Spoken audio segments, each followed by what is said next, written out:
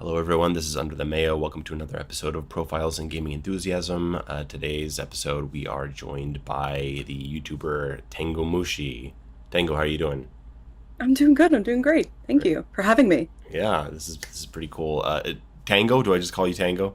Tango works. Yep. Tango. Perfect. Okay, great. Well, Tango and Mayo. I don't know. That's something about those two words going together. It Tango. rolls off the tongue. Yeah. So I'm going to get right into what you do. You have a channel that focuses on, would you say you have a channel that focuses on survival horror or horror games in general? Yeah. At the moment, it's pretty retro focused for sure. Like PS1 and PS2 era is definitely my specialty, I would say. But Hmm. not limited. Not limited by any means. I definitely will delve into modern things eventually. Yeah.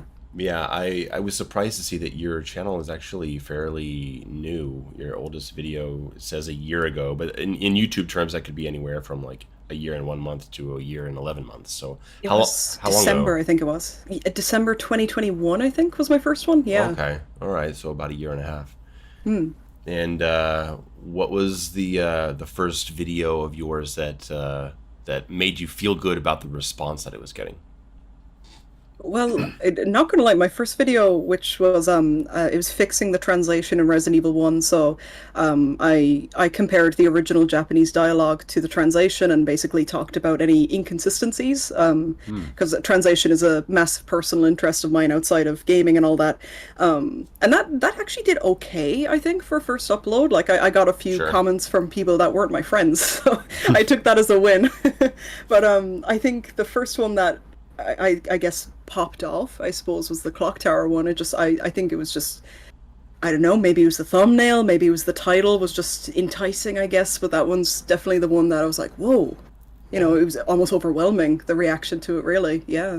Isn't it awful not knowing why it gets the attention, right? Because like, is it the thumbnail? Is it the title? Like, do you have Yes. do you have that paranoia? Because I have that constantly, where I spend, it might be 3 days, it might be 3 months on a video, and it's done. I feel good about the video, and now I have to make the fucking thumbnail, Oh and my I'm God. not a graphic artist. And I sit there, I'm like, and it all lives or dies based on whether I can make an enticing title and a picture that makes people want to click it. Like, and if the video didn't do well, is it because my thumbnail sucked, or is it because there's Literally. no interest? We don't know. You never know. The only thing I'm a bit grateful for is that my sister is a graphic artist. So usually whenever I make a thumbnail, I go to my sister and I'm like, please, insight, anything and everything. Yeah, I need your help because I've no eye for that stuff either. Like I think script writing and words is my strength and not visual sure. design. So yes, it's anxiety inducing every time without fail. Yeah. It's awful. We have to do everything, and that's like the worst part of it. Yeah. You have to be a jack of all trades to do this YouTube stuff. A lot of people I'd say don't wouldn't think that, I think, really. Yeah, because like on top of that, there's also like smart video editing and animation stuff. I can't do that stuff. I'm like I follow the like I like a lot Carl Jobs. Do you ever watch Carl Jobs on the I speed don't running? believe I have, no. Does a lot of speed run Right. coverage, and his videos Hell yeah. always do really well. And his videos have just like no interesting editing at all. It's just the footage Uh-huh. is what he's talking about, and he cuts to the next thing. And there's no wipes or transitions or anything, no fancy animations. And And the that videos works for do, some people. yeah, Yeah. exactly. It works. Like not everyone's looking for that sort of high quality, editing. As long as the pacing is good, then usually it's all right. Absolutely. So before talking to you, I watched a few more of your videos. The first one that got my attention was the Night Cry one appeared Oh boy. in my recommended list. And I was like, okay, what's this about? And I had never even heard of it, and it was a fascinating breakdown. You've covered a lot of stuff that I'm not that familiar with. I have not played Rule of Rose, though I've heard of it. Mhm. Remothered, had never heard of it, but actually for a couple weeks, I think before I clicked on Nightcry, I kept on seeing the thumbnail for your Silent Hill 3 video, exploring womanhood through horror. And I was Hell like, yeah. that sounds like an interesting concept. I'm gonna wait for the right moment to watch it. Thank you. And Thank you then for watching them at all. yeah, I actually watched the Silent Hill 3 one last night and the Rule of Rose one last night. And Rule of Rose, it was an interesting one, but it is very, very, very story focused and Mm, symbolism focused. And I think if you haven't played the game, it's kind of hard to really follow it, but it's mhm. interesting.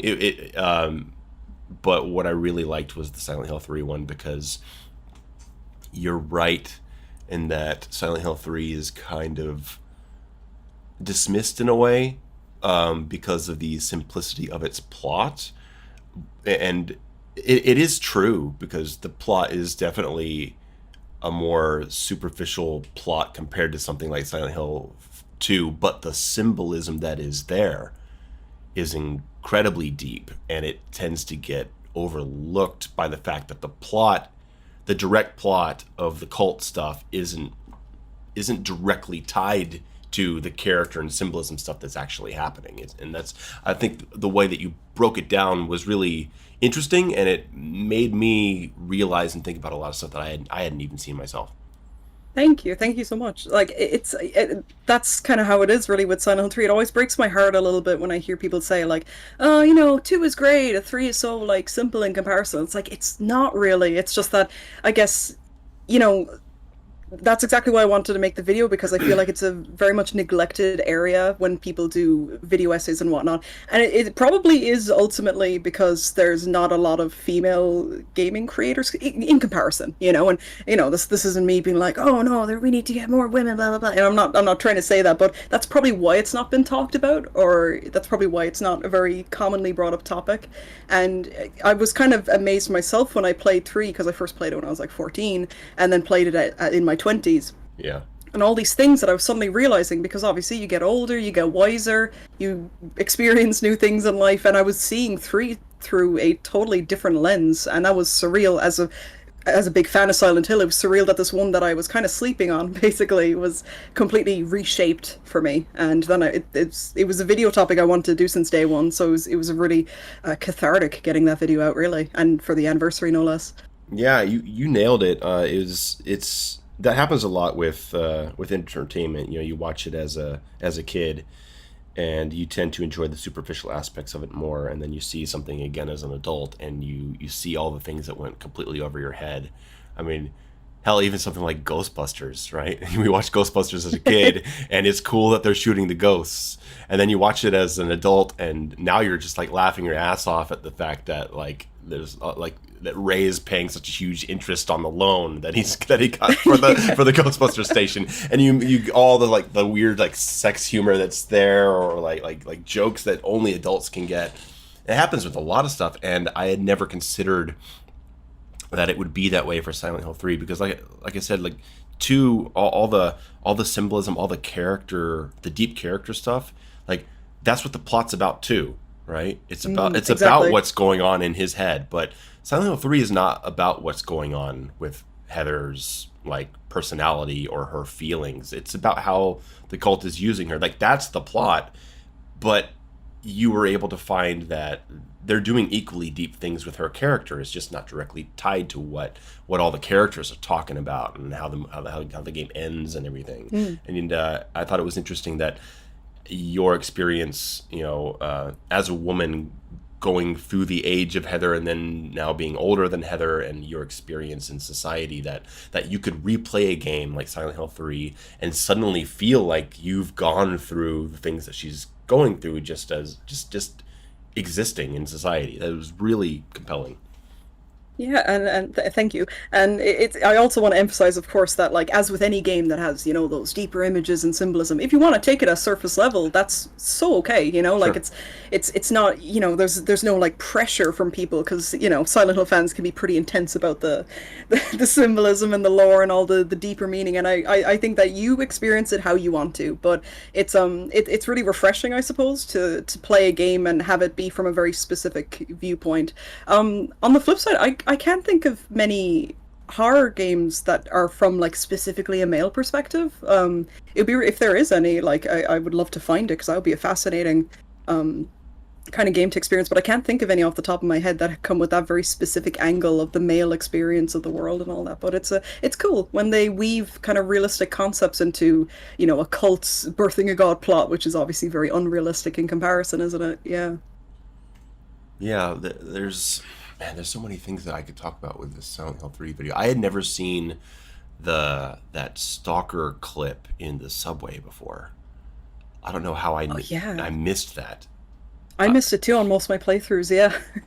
but yeah, that was wow. That was really really creepy. And would you say? I mean, I guess it has to be this case that Konami forcing the production team to connect Silent Hill 3 to Silent Hill 1 must have been what caused people to overlook some of the so much of the symbolism, because originally Silent Hill 3 was not supposed to be a sequel to 1. It was supposed to be its own separate story like Silent Hill 2, but then Konami, dropped the hammer and said, "Hey, no, we need you to connect this to back to the cult storyline because that's what the fans want, and because the Japanese audience didn't like 2 so much."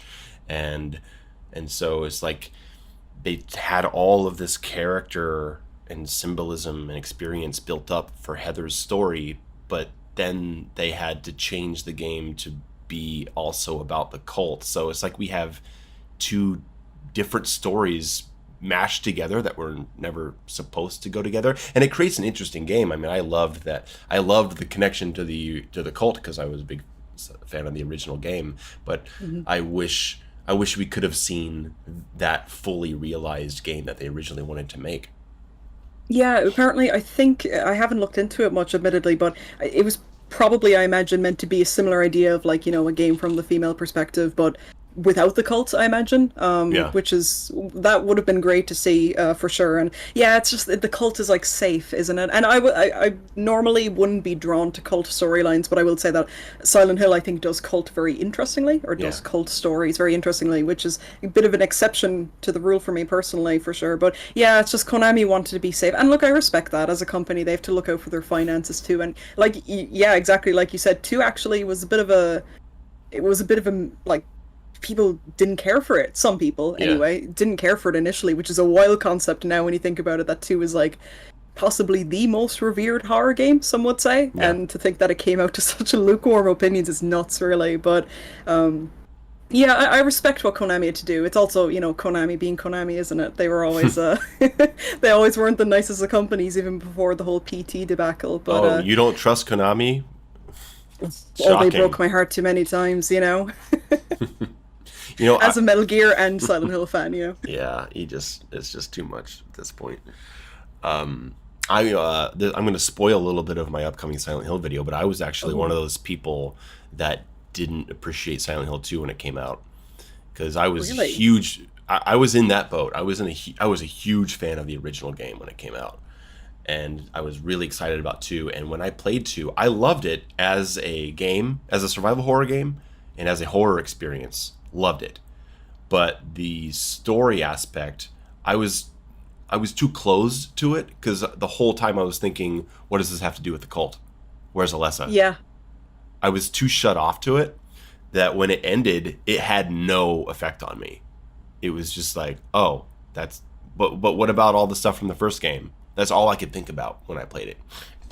Love the game, That's yeah, but like a lot of people I think had that experience, and it took me a couple years, and then I went back and replayed the trilogy before the movie came out, and I was like, okay, like I needed to be in a different place, I guess, mm-hmm. in my gaming attitude, in my life, to really appreciate what they were trying to do. And of course, I mean, yeah, it's a masterpiece, but I totally understand why there were a lot of people who were put off by it, because yeah, it's like you get Resident Evil.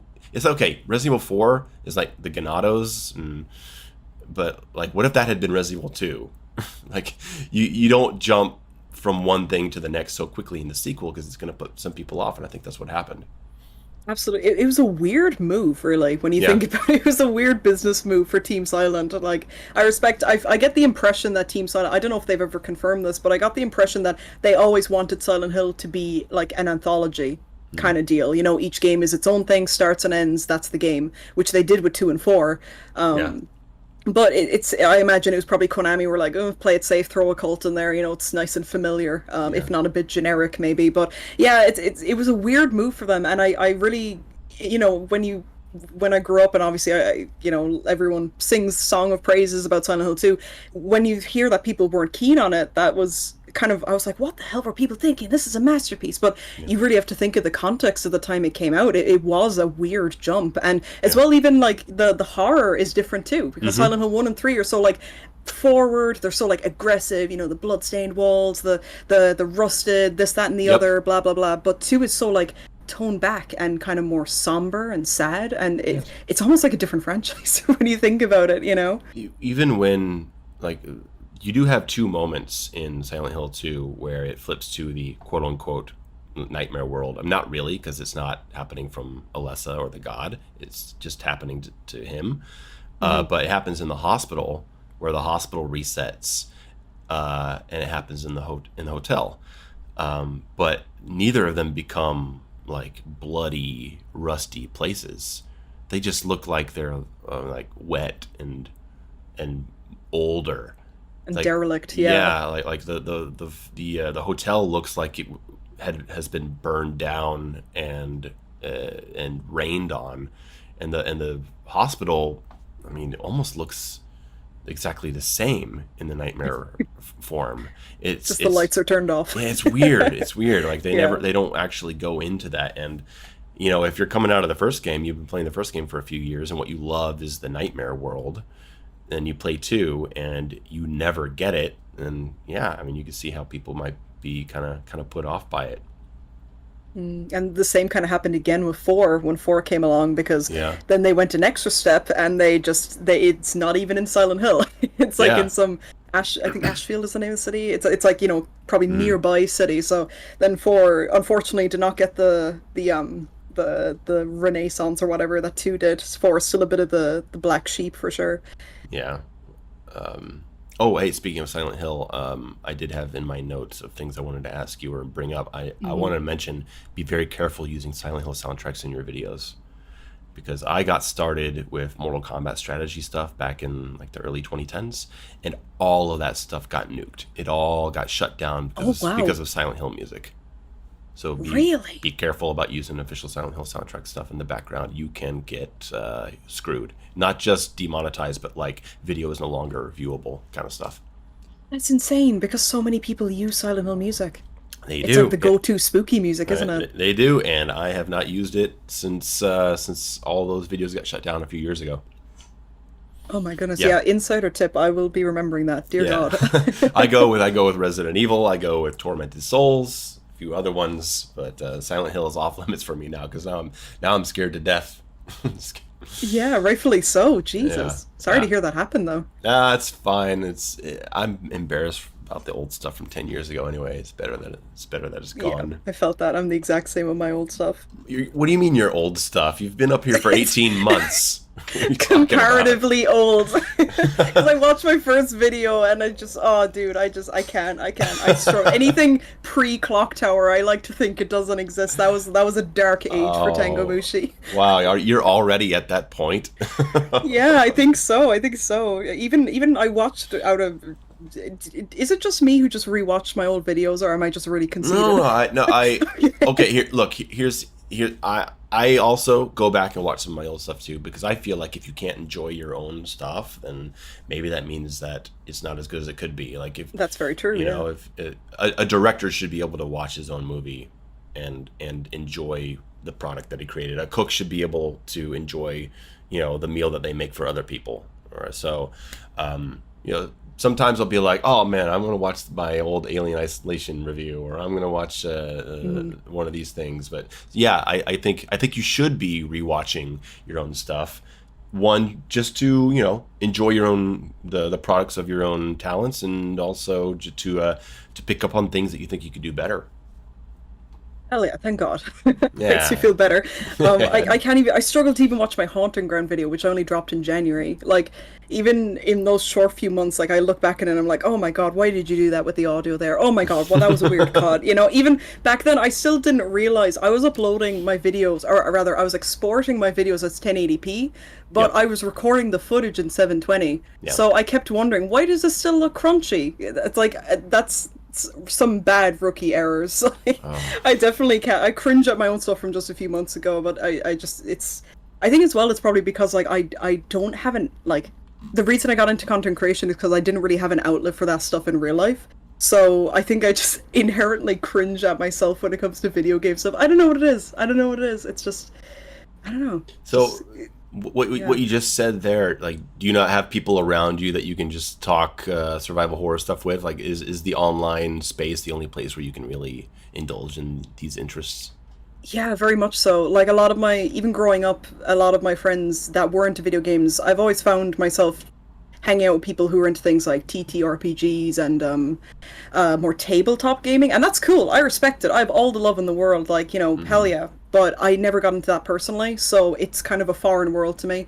And on the flip side, they were never into things like my franchises like survival horror, but also other games I like Final Fantasy and Kingdom Hearts. Never had mutuals who were into that in real life, so I've always resorted to forums or now content creation. And it's great. It's been life changing to have people who like actually get what I'm into, you know, and Totally. appreciate it to the same degree.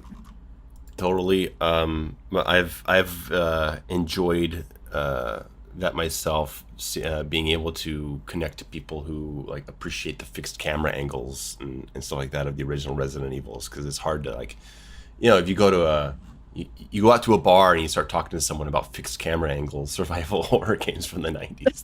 They're like it's not. Literally.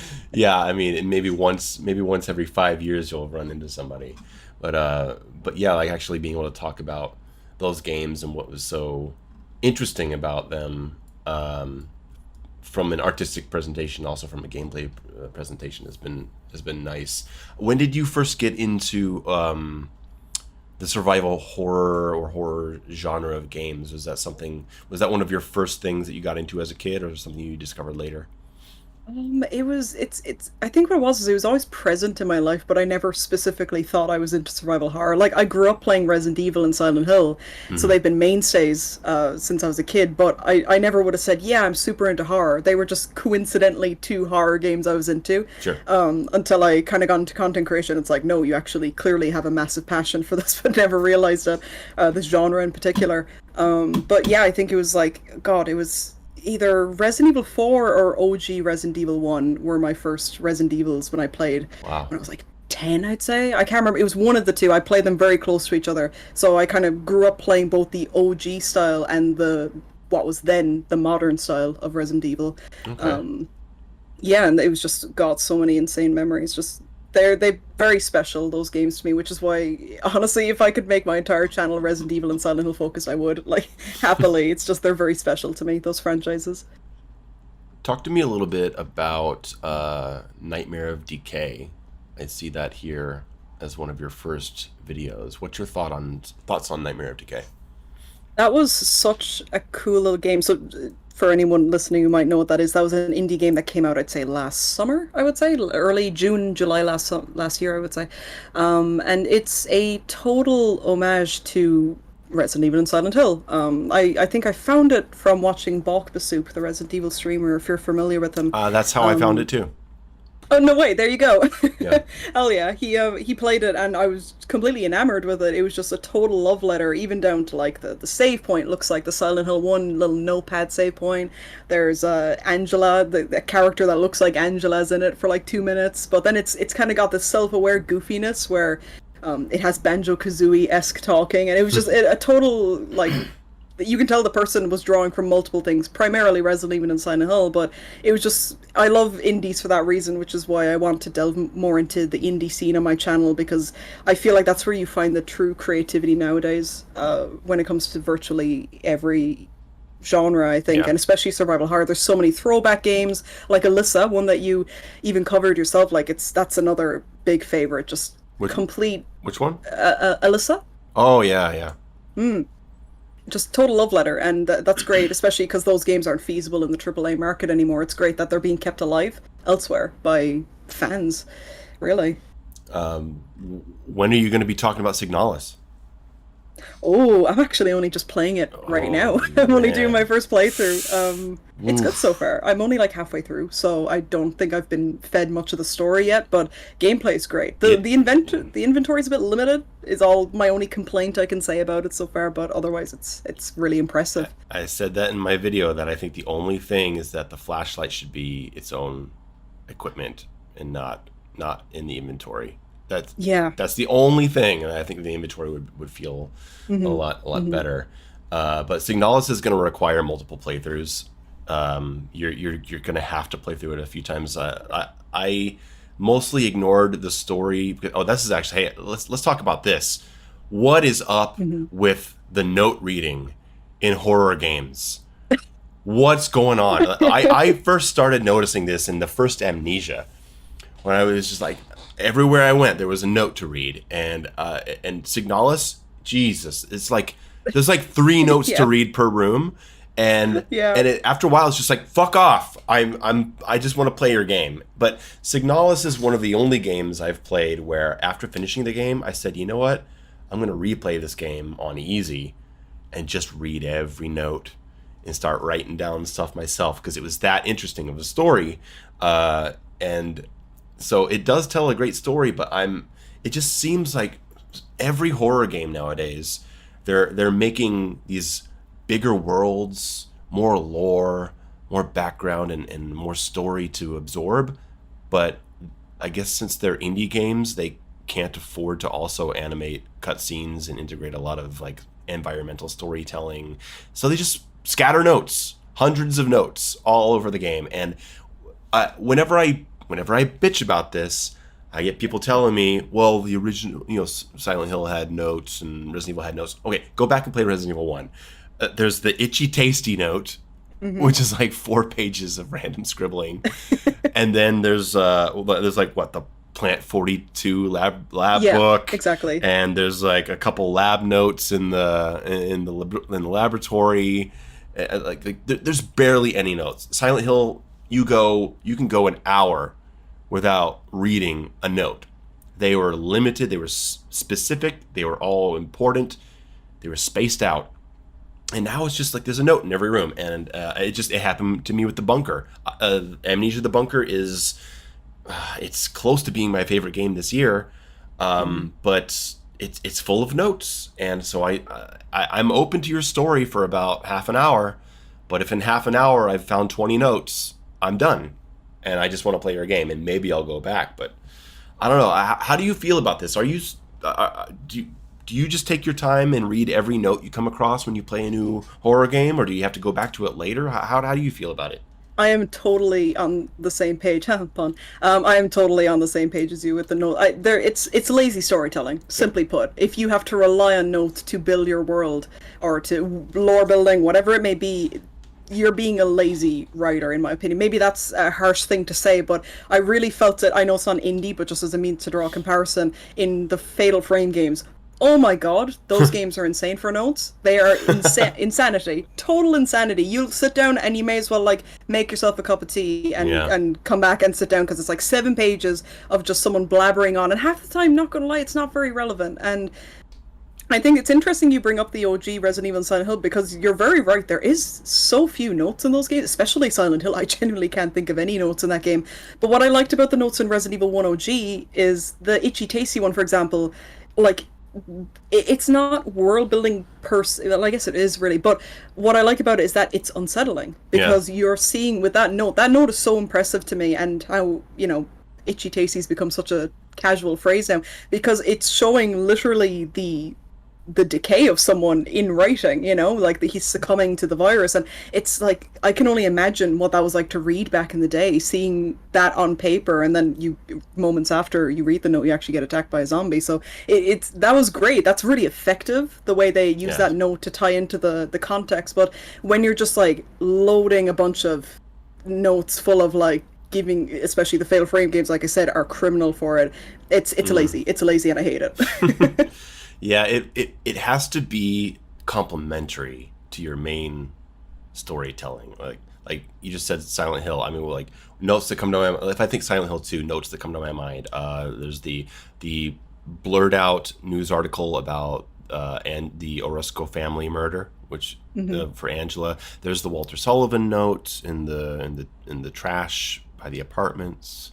There's the suicide diary on top of Brookhaven Hospital.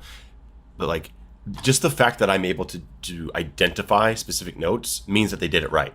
Because there's not 40, 50 notes to keep track of. They're all like incredibly relevant to what's happening, and they can help you understand better what's happening in cutscenes, what you're seeing around you, and that's how you do it. And like I played Tormented Souls recently, and I was like, Jesus, like diaries. There's so many diaries, and I tried to take the time to read them. There was an interesting story happening there, but I think they don't have any self-control, and they just keep writing these giant stories, but they don't have the foundation to tell these stories. So I think they just need to pull it back. They need to simplify their lore, simplify their story or something. I don't know. I would say some devs are just kind of missing the point, really. Like you said, Silent Hill very effectively uses notes, and the fact that you can identify them, I think that's so true. The fact you can identify them so easily shows they were impactful and they were worth reading, I would say. But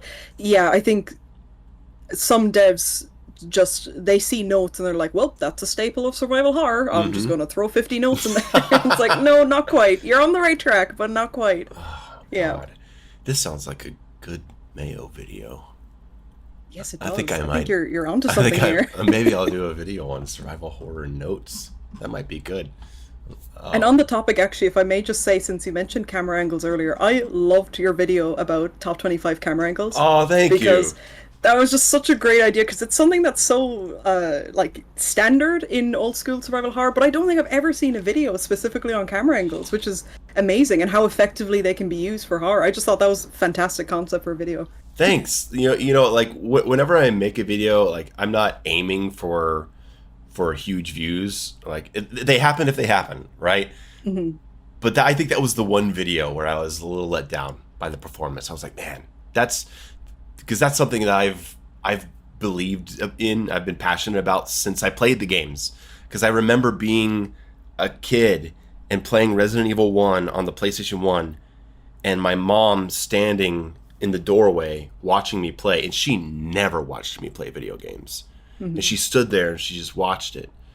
And she told me that, she said something like, you know, it's fun to watch you play because it's like I'm watching someone play a movie.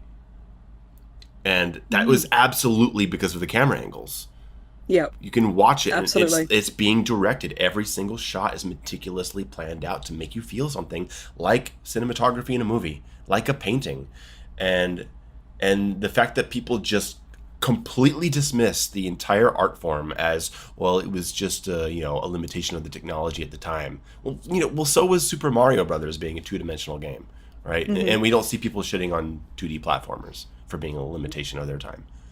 But sorry, go on. No, I was just going to say, I think it's unfair that fixed camera has this reputation of being just completely irrelevant, because there's something that's been lost without using it, and that's cinematography. And so many games look beautiful, but there's no cinematography to actually frame how you're supposed to feel.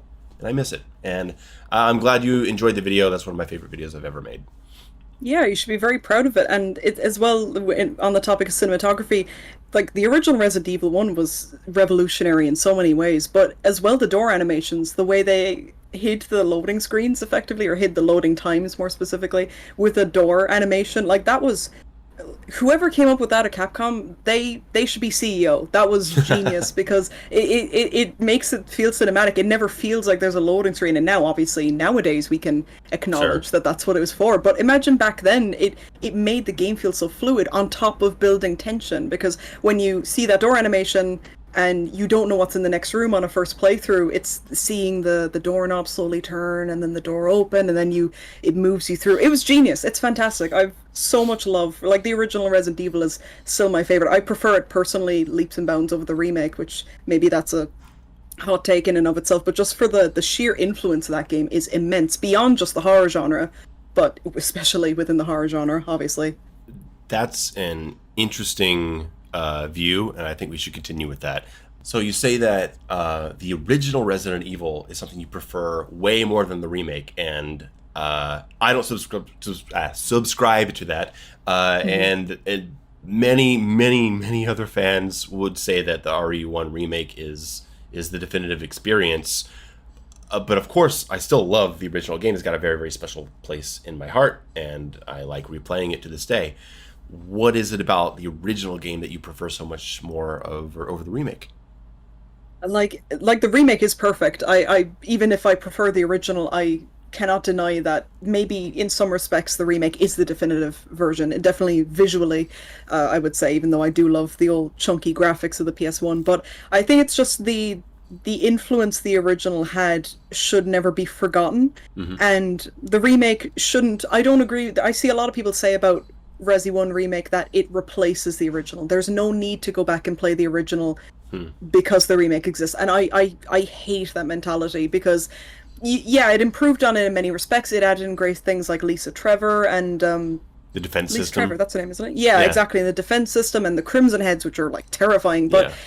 I, to be honest with you, it's probably just nostalgia speaking. I don't know if I have like concrete reasoning behind it, but as well, I love campiness. I'm a sucker for campiness, especially because obviously Resident Evil is heavily inspired by B movies, and it's the voice acting in the original is just it's comedy. It is comedy gold, and it's. I quote it to myself every day. Like I swear to God, that is in my DNA at this stage. The voice acting in the original Resident Evil. It stays with you. It does, and I guess I'm not gonna lie. The fact that the voice acting is actually competent in the remake bumps it down a few for me because it's like, sure, it's more believable, but it's not funny anymore.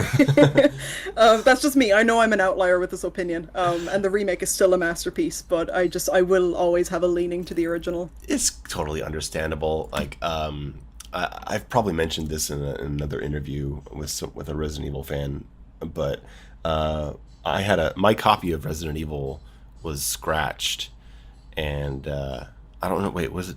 I don't know. No, it wasn't mine. I rented it. I rented it twice from Blockbuster before I actually got my parents to buy it for me, and the copy was always scratched, and it always froze at the snake door. I think I mentioned that in the camera angles video. So I never got to actually see the snake. It would always just freeze. My God. It would just freeze there. And then I'd take the game back and I'd rent it again and I'd play it again and stop at the snake door again until I actually got the game. But Finally, he showed up. But there was a scratch on the game that created some audio skips, and it was fun. Me and my sister will still make this joke. We would make this joke for so many years. When you first go into the dining room with Barry and you're Jill, you go up and you find the blood, and there was some scratch on it that made Barry not be able to say the word blood. It skipped both times. And Jill says, "What is it?" And he goes, "Ud. I hope this is not Chris's Ud." Oh my God. And that just became like a decades old joke between me and my sister. We were like, I hope it's not Chris's Ud. Is that Ud? I've actually heard those voice skips before, so that must have been a relatively common glitch because I've definitely heard of that before. Oh wow, it was so funny, so funny. But yeah, I can see where you're coming from in personally preferring the original. I mean, there's just something about it. There's something about the way it looks. There's something about the acting. It's got musical differences. There's all kinds of things that you could prefer about over the remake. That makes sense to me. Yeah. It's also probably just because I like seeing where a game begins. You know, I love seeing the original, the OG, you know, like with that Resident Evil. Like if that was a flop, if that first Resident Evil was a flop, there wouldn't be no franchise. But it's interesting playing a game where I guess you can tell in their making of it, they didn't know if it was gonna do well or not because they couldn't estimate that. And like the FMVs, the crunchy FMVs with the rather they're actual people as opposed to being CGI FMVs. But it's just all those things that kind of got dropped later on when the game probably got an actual budget. I find something endearing about those. I guess the very very early days of the franchise. It's cute to me. It's very nostalgic. You know what I personally think contributed a lot to the success of Resident Evil was that fucking box art. Oh my god, yeah, it's abysmal, but it's lovable at the How do same you time. walk by that game as a young boy or walking through a store and see that cover of that dude with the half burned face? It looks like a horror Doom cover. He's got the Yeah, shotgun. There's the shadows of the monsters behind him. Resident Evil in big red, and you're just like, I gotta play this. Yeah, yeah. it was great. It's What what a even is I don't even know what it's what supposed to be. what is his emotion? I that's the thing I'm always drawn to. It's like, what is his face saying? It's like he looks shocked and scared, but also like I can't read his face in that cover art, and it kills me every time. It's golden. It's comedy I gold. gotta look it up right now. And maybe I can actually tell you what that facial expression is supposed to be. It's oh god. Yeah, right? Well, I mean, Exactly. it like I don't know if he actually is burned on his face, but it looks like it is because part of his face has like a different color to it. Yeah. But And it's not even very clear who it is. Like, it's probably meant to no, be Chris, but I think I remember someone pointing out, is his jacket the wrong color or something? I don't It's not know. even a guy, it's just a knockoff Chris, I guess. Yeah, I see a picture here of someone cutting the face in half and saying the right side of his face is badass and the other half is terrified. Yeah. And yeah, I guess that's it. Oh, wow. Which I guess you put together just to turn into someone who's just like lost their mind. They wanted it all in one, like I can't blame them. You know, here's something. You are a JRPG fan as well. Yes, I You am. are an anime fan. And not really, actually. I don't really watch that much anime. Just the old school stuff, but nothing modern. Okay. I feel the need to clarify. Okay. It's a trend that I notice across horror channels. Anytime I follow survival horror channels or I talk to anyone, there's this parallel. They're always fans of like anime and mangas or JRPGs every single time, and I'm like the only one who's not on the boat. Yeah, now that you point out the consistency, I see it for sure. Yeah, Like a lot of the big Avalanche Jared, he's yeah, all about it. And I have yeah. no idea what he's talking about. Yeah, a lot of the big streamers as well who are Hmm. into horror and stuff, they'll always stream the next big RPG that's out, like Final Fantasy 16. Like I'm Yep. seeing all the horror Yep. streamers I watch are playing that at the moment. It's very true. I don't know Yeah. why. That Susie is a just weird did a one. Final Fantasy 16 thing. She's like they're all about it. I mean, I assume Carcinogen is also into that as well. I mean, Carcinogen is learning Japanese as well, yeah, isn't he he? spends Yeah. time in Japan. So I don't know. I don't know what the connection is there, but I I've wonder, never felt it myself. is it like atmosphere or something? Because like horror is a very atmosphere focused genre, and maybe is it like RPGs are usually about getting very immersed in the world and its atmosphere. Maybe that's a correlation, like story focus or like Yeah. I don't know. It's a bit of a tough one, but have you ever tried to get into RPGs, or is it just not your thing, not your vibe? Okay, I'm gonna tell you the story of my first RPG, which was Final All right. Fantasy VII. Okay. I had never played an RPG before that. I was all about my Resident Evils, my Twisted Metal, Good choice. Mortal Kombat, real time strategy, Command and Conquer. I got into StarCraft. I like building sims. I like Sim City, like the construction stuff. Shoot 'em ups, 2D platformers, action, Ninja Gaiden, Contra. Like that was all. That was all my stuff. Duke Nukem, Doom, and I kept on seeing these 10 out of 10, 5 out of 5 scores for Final Fantasy VII, biggest game of all time, greatest game of all time, just came out. And I was like, I'm going to check this out. I have no idea what it is, but I'm going to play it. So I rented it on PlayStation, and I'm this little character Cloud, and I arrive in the city on the train. And I get out and I start running. I'm like, okay, here we go. I'm running. And then it sucks me into a combat zone, the first combat zone. I'm like, okay, well, here we go. And it says press X to attack. Okay, attack. And then he attacked. And then he stopped attacking. And I kept hitting X. I'm like, what are you doing? Why did you why did you stop attacking? And then then they attacked me. Then the other one, and then it was like back to my turn. I said, what the fuck was that?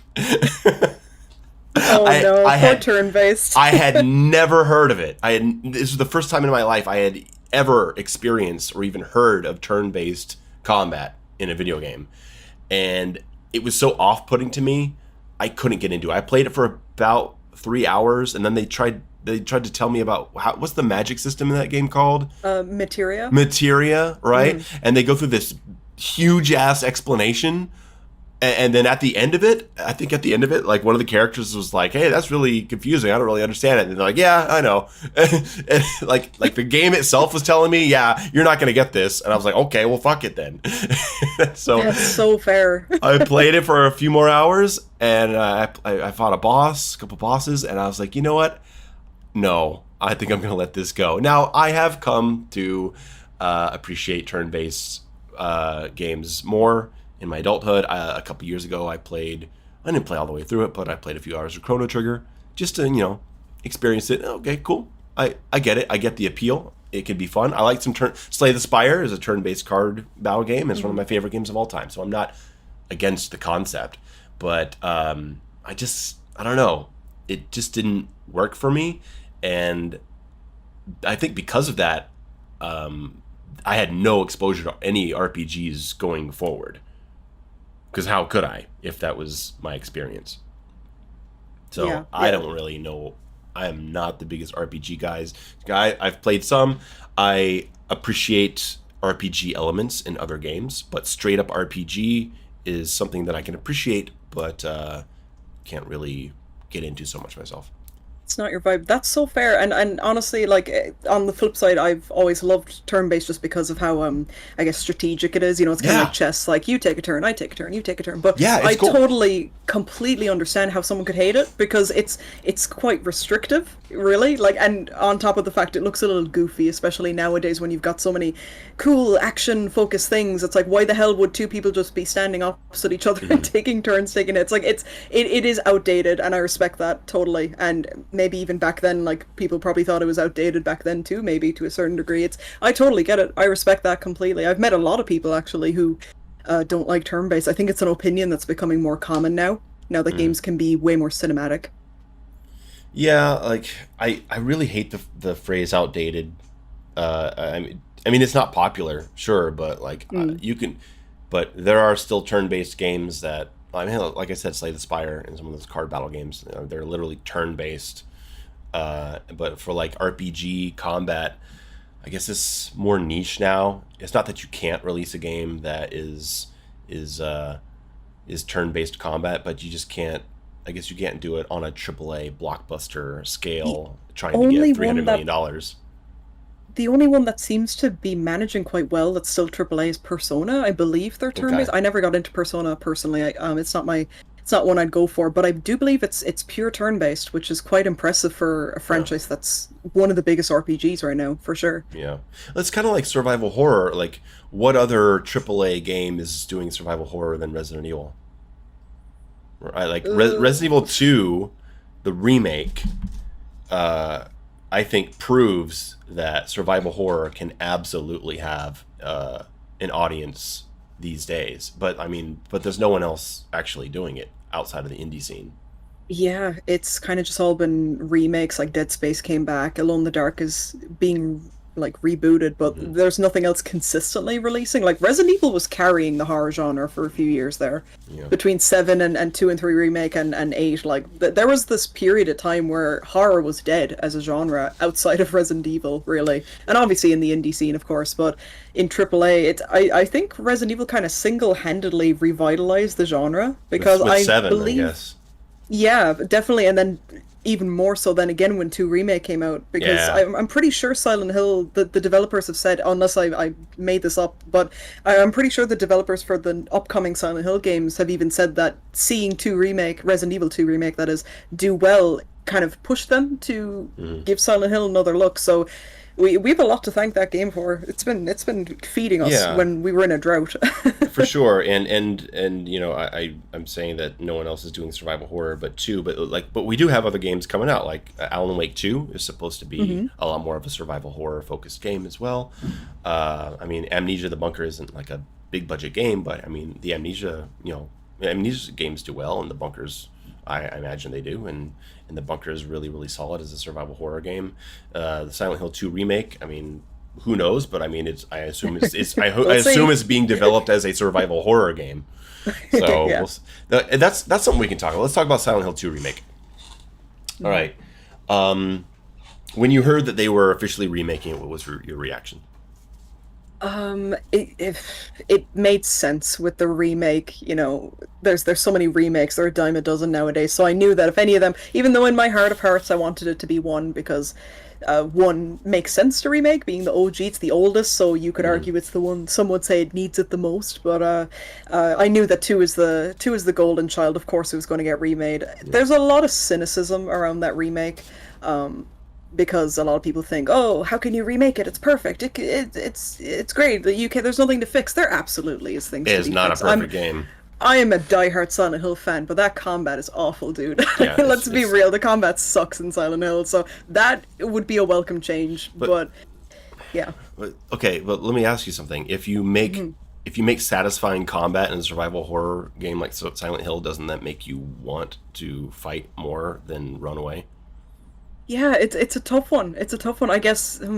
Geez, that's a very excellent point. Like, I guess maybe instead of the combat being made more fluid and, more action heavy, maybe I guess the problems I had with Silent Hill was always that there's not much thought gone into the bosses. There's like Oh, four they're awful. bosses in a game, but it's just shoot, run to Yeah, another yeah. corner, shoot, run to maybe a Mm, bit more creativity in how the bosses work rather than the combat would be welcome, I think, yeah. with that remake. And future Silent Hills in general, just a bit more creativity, because that was clearly not Team Silent's strong suit was combat. No, what's weird is I'm going to talk about this in my Silent Hill video. Is that what's weird is that the combat in Silent Hill 1 feels pretty good. Like Yeah. when you auto target on and then you can like walk back and forth and start shooting that pistol, it feels Hmm. pretty good. And then but there's something about the way that that he picks up the gun in Silent Hill 2, like with the shotgun. Oh, it's like the worst feeling shotgun in the history of Yes. games. It's so awkward to There's no use. power to it. Who There's no oomph, you know? who doesn't know how to shoot a shotgun? You don't have to be a soldier to do this. But Yeah. the combat discussion is interesting with Silent Hill 2 and 3 because they're only good if you play them on the hard difficulty. Because on normal, it's just like in normal Silent Hill 2, you can just walk up to an enemy and spam the plank. Yep. But in hard mode, like it gets a bit tougher to do that. Like they react faster, they spit at you. It's harder to just run around them, and they got a lot more life. And so I find hard mode of Silent Hill 2 to be a much more satisfying experience to go through. However, the end of the game is impossible. Yes, exactly. Yeah. So it's impossible to recommend because you're simply not going to beat the two pyramid heads because they're tuned up so extreme that is like a fucking joke.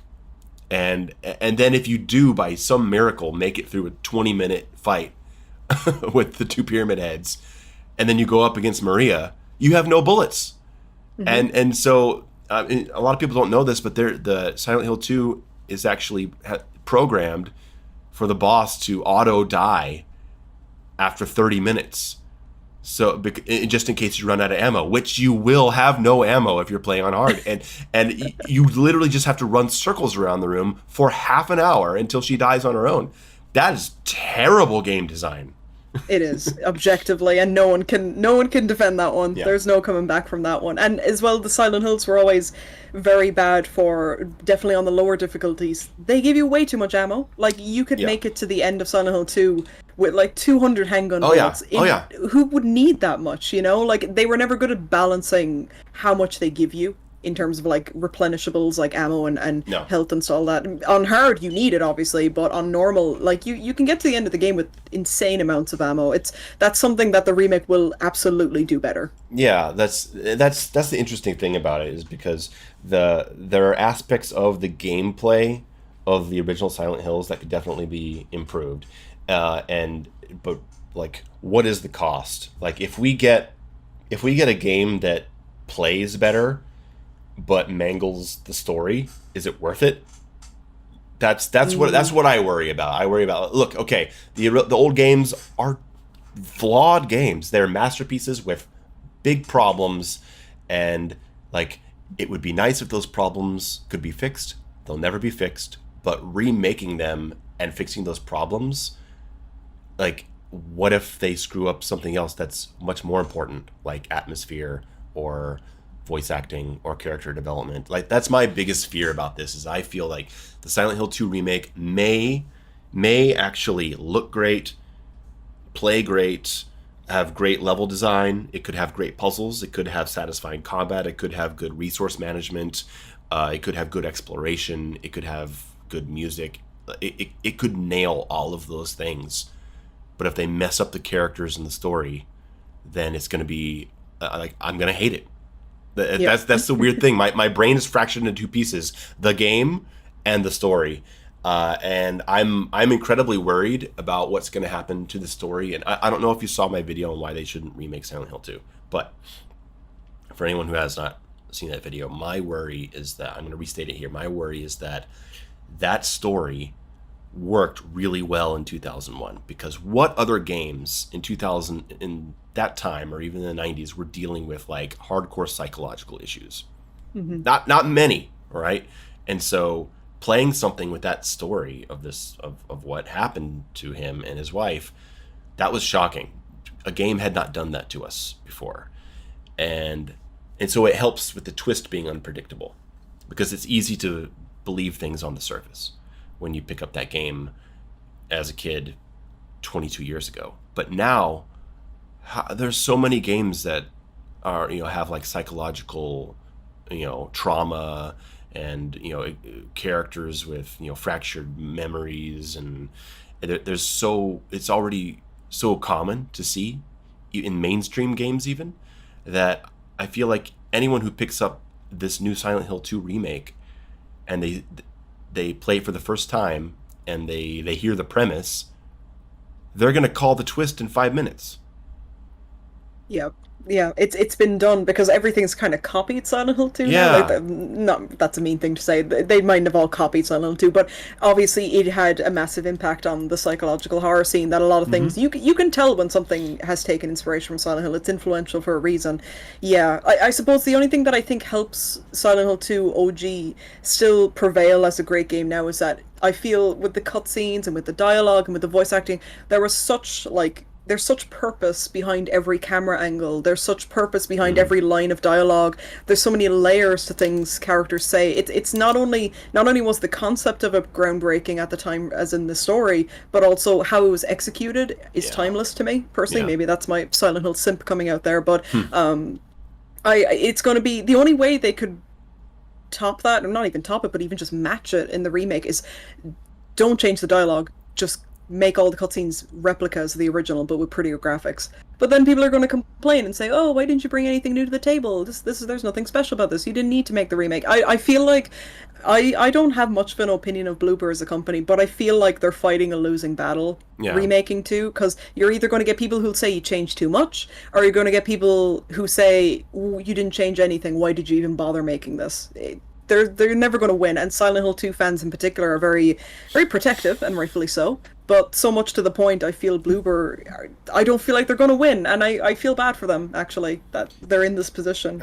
I don't know how, in the current climate of things,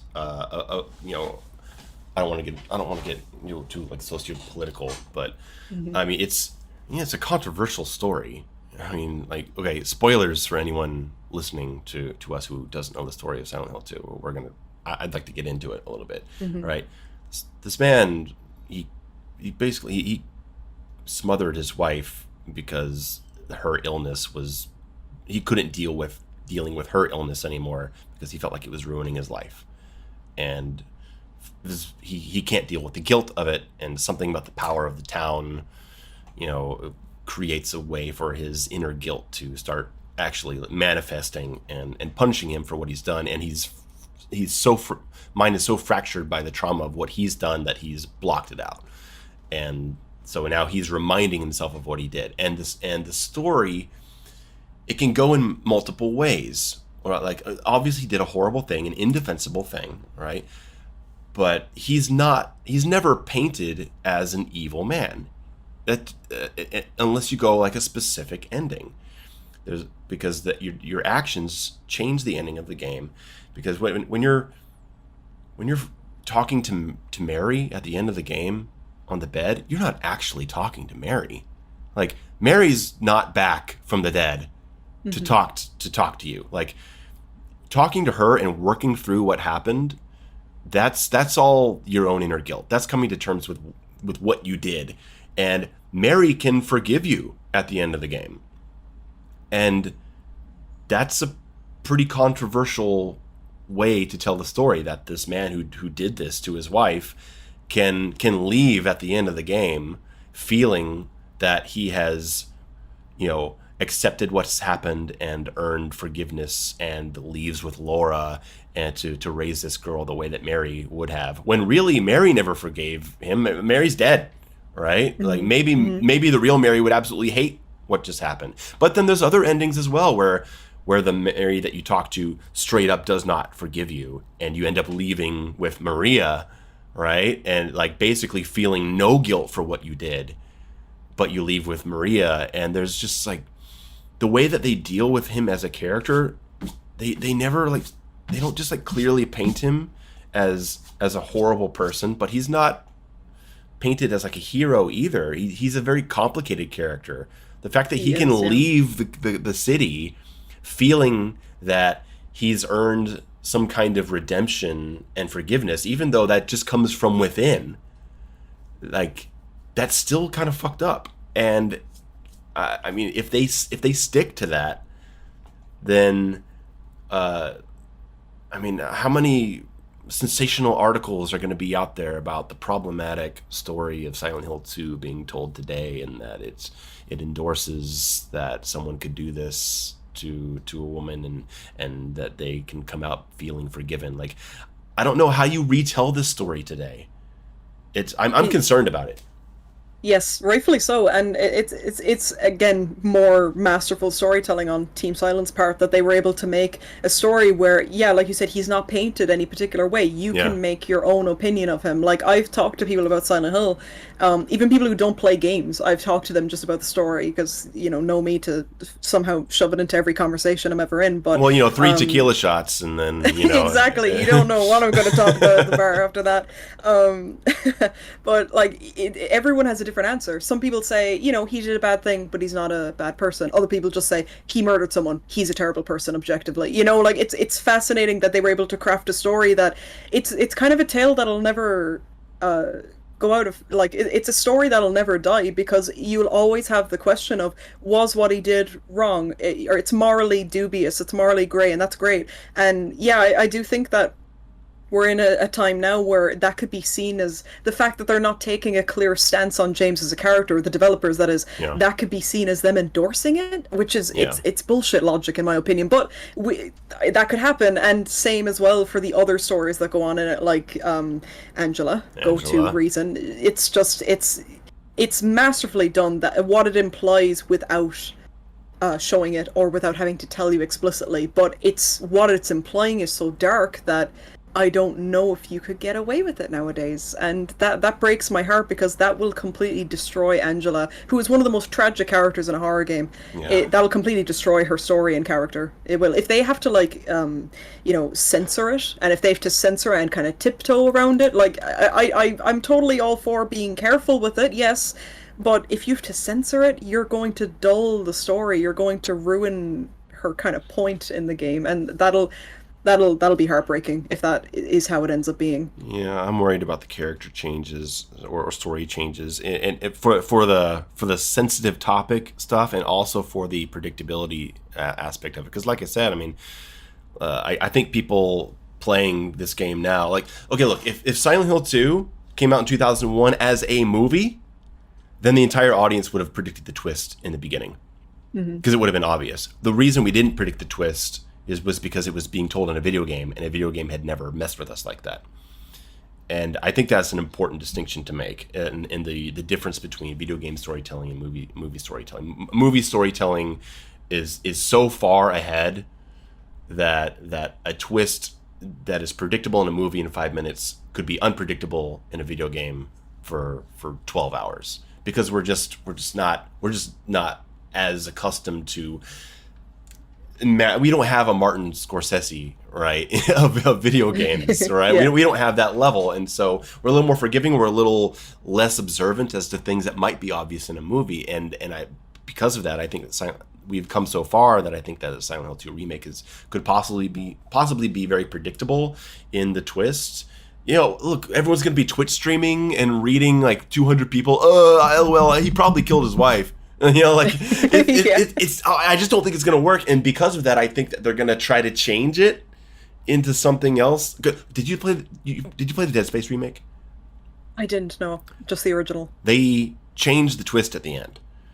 Okay. They changed it to where instead of the marker making you see your dead girlfriend and you thinking that you're helping her, instead of that, you're actually seeing another person who's working there, and she's actually there, but you're seeing her as your girlfriend, and I think she's sometimes sees you as her boyfriend, who's also dead.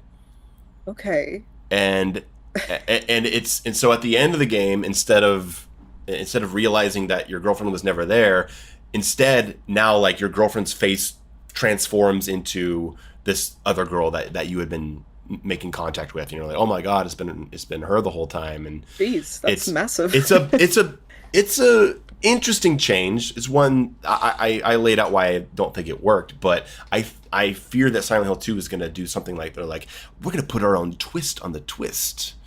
And I'm so nervous, Tango. I'm so nervous. No, rightfully so. And then you take a step back and you look at the bigger picture, and it's still Bloober.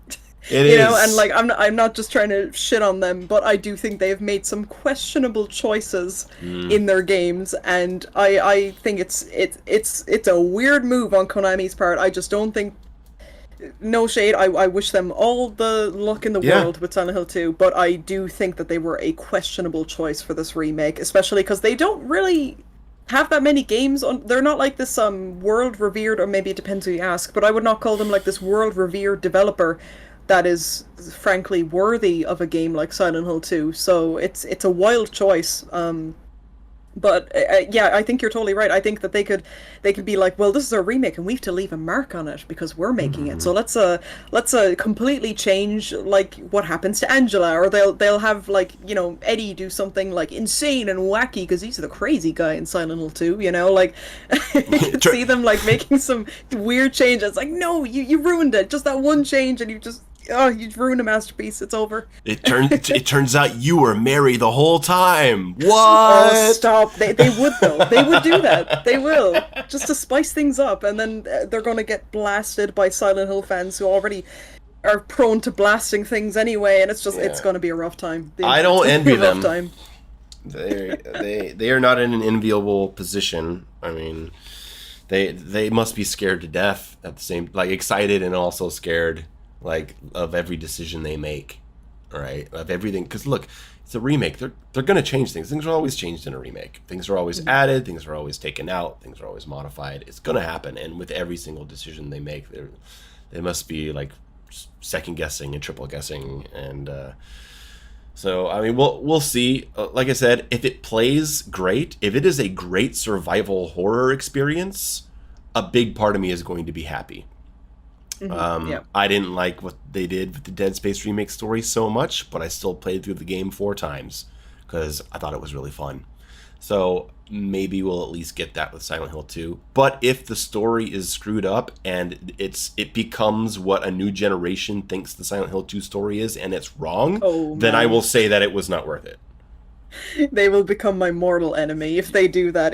Because there will be people who grow up with the remake. They're like, I know, I still use the logic. Maybe it's a bit of copium, but I still use the logic to myself that like, well, the original's always there, even if the remake sucks. But like, there will be a generation of people who won't bother playing the original because I can't blame them. Like as in the remake is, it's going to replace the original for some people. So if they replace it with something that's garbage, then ouch, like that's gonna hurt my soul. That there'll be people like the same with the Resident Evil remakes. There's a lot of people would argue there's not much reason to go back to the originals, and I know all of us who grew up with them are going to be like, oh hell yeah, like there's loads of reason, they're great games, but like the casual gamer's not going to go back to these clunky little Lego looking characters on the PS1, so yeah, there's a lot riding on this remake, and I'm scared too. I'm anxiously excited. I'm excited because it's content, but I'm anxious because it's Silent Hill 2.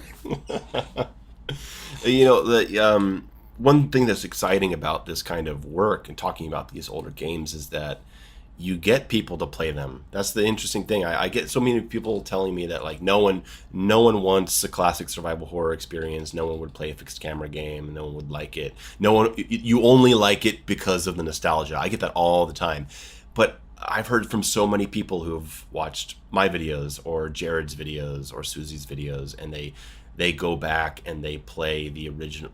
I tell them, hey, start with RE2 Remake. It's modern. It's got classic design, but it's got modern playability. See how you like it. See how you like the resource pressure and the exploration. And then, if you feel ready, pick up the RE1 Remake, and then maybe go back and start playing the PS1s. Like, take them back slowly. Yeah. And I've gotten so many people to play those old games, and they're in their like early 20s. They didn't grow up with RE3 Nemesis. They go back and they play them, and they've never played these games before, and they love them. And so I hate being told that we only like these old style games just because of our childhood. There's no way. I've heard so much evidence to the contrary. Yeah, I get those comments. It's weird. Yeah, I thought those. I didn't know those comments are so frequent, but I get those comments as well. That it's like you're just writing on nostalgia. Just someone trying to kick up a fuss in the comments. But like it's a weird argument for me personally because I'm only in my mid-20s. I didn't grow up with the PS1. The PS2 was the console that I grew up with. But I've covered a lot and I stream a lot of primarily PS1 games. I'm playing games that were admittedly before my time. So it's a weird argument to use. It's very presumptuous as well. It's very presumptuous, but it's just that these games they might be aged in some respects, but there's a charm to them, and they're a charm that if you're open-minded enough, you can enjoy them no matter what age or whatever generation you're in. So yeah. It's a weak argument. Yeah, there's some clunky controls you gotta get used to, but I mean, yeah, you can get used to it, and you can learn to appreciate all the stuff that is timeless. You were saying about remakes replacing the original. It's whenever I hear the defense of it doesn't matter if it remakes if they remake it and it's bad, like it doesn't affect the original. And I was like, tell me that about Ghostbusters or like the fact that like now you have to say, oh, I love Ghostbusters, the original, not the remake. Like just the fact that you have to say that, it means there's damage. There's damage to defend yourself. There's damage to the entire brand that you have that you even have to specify, right? Or like myself as a RoboCop fan. RoboCop's my favorite movie of all time. Like there's people who've only seen the 2014 remake, and like. That hurts me so bad. Yeah, I felt so that. Yeah. painful, uh, so like I always bring up Ghostbusters, which is basically a remake, and like you can't tell me that remakes don't do any damage because they do. Like it just having to specify. No, I'm not talking about the remake. I'm talking about the original. Oh, and people are like, oh, okay, thank God. I thought you were talking about I thought you were talking about the new one.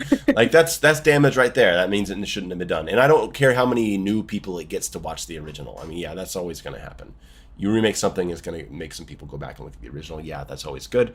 But I don't know how good it is compared to the franchise brand damage. But I mean, Silent Hill's been in the dumpster for a while anyway. So. Oh yeah, for 10 years. It's been a long 10 years. It has been a long 10 years. I would say it's been a long, harder, longer than that.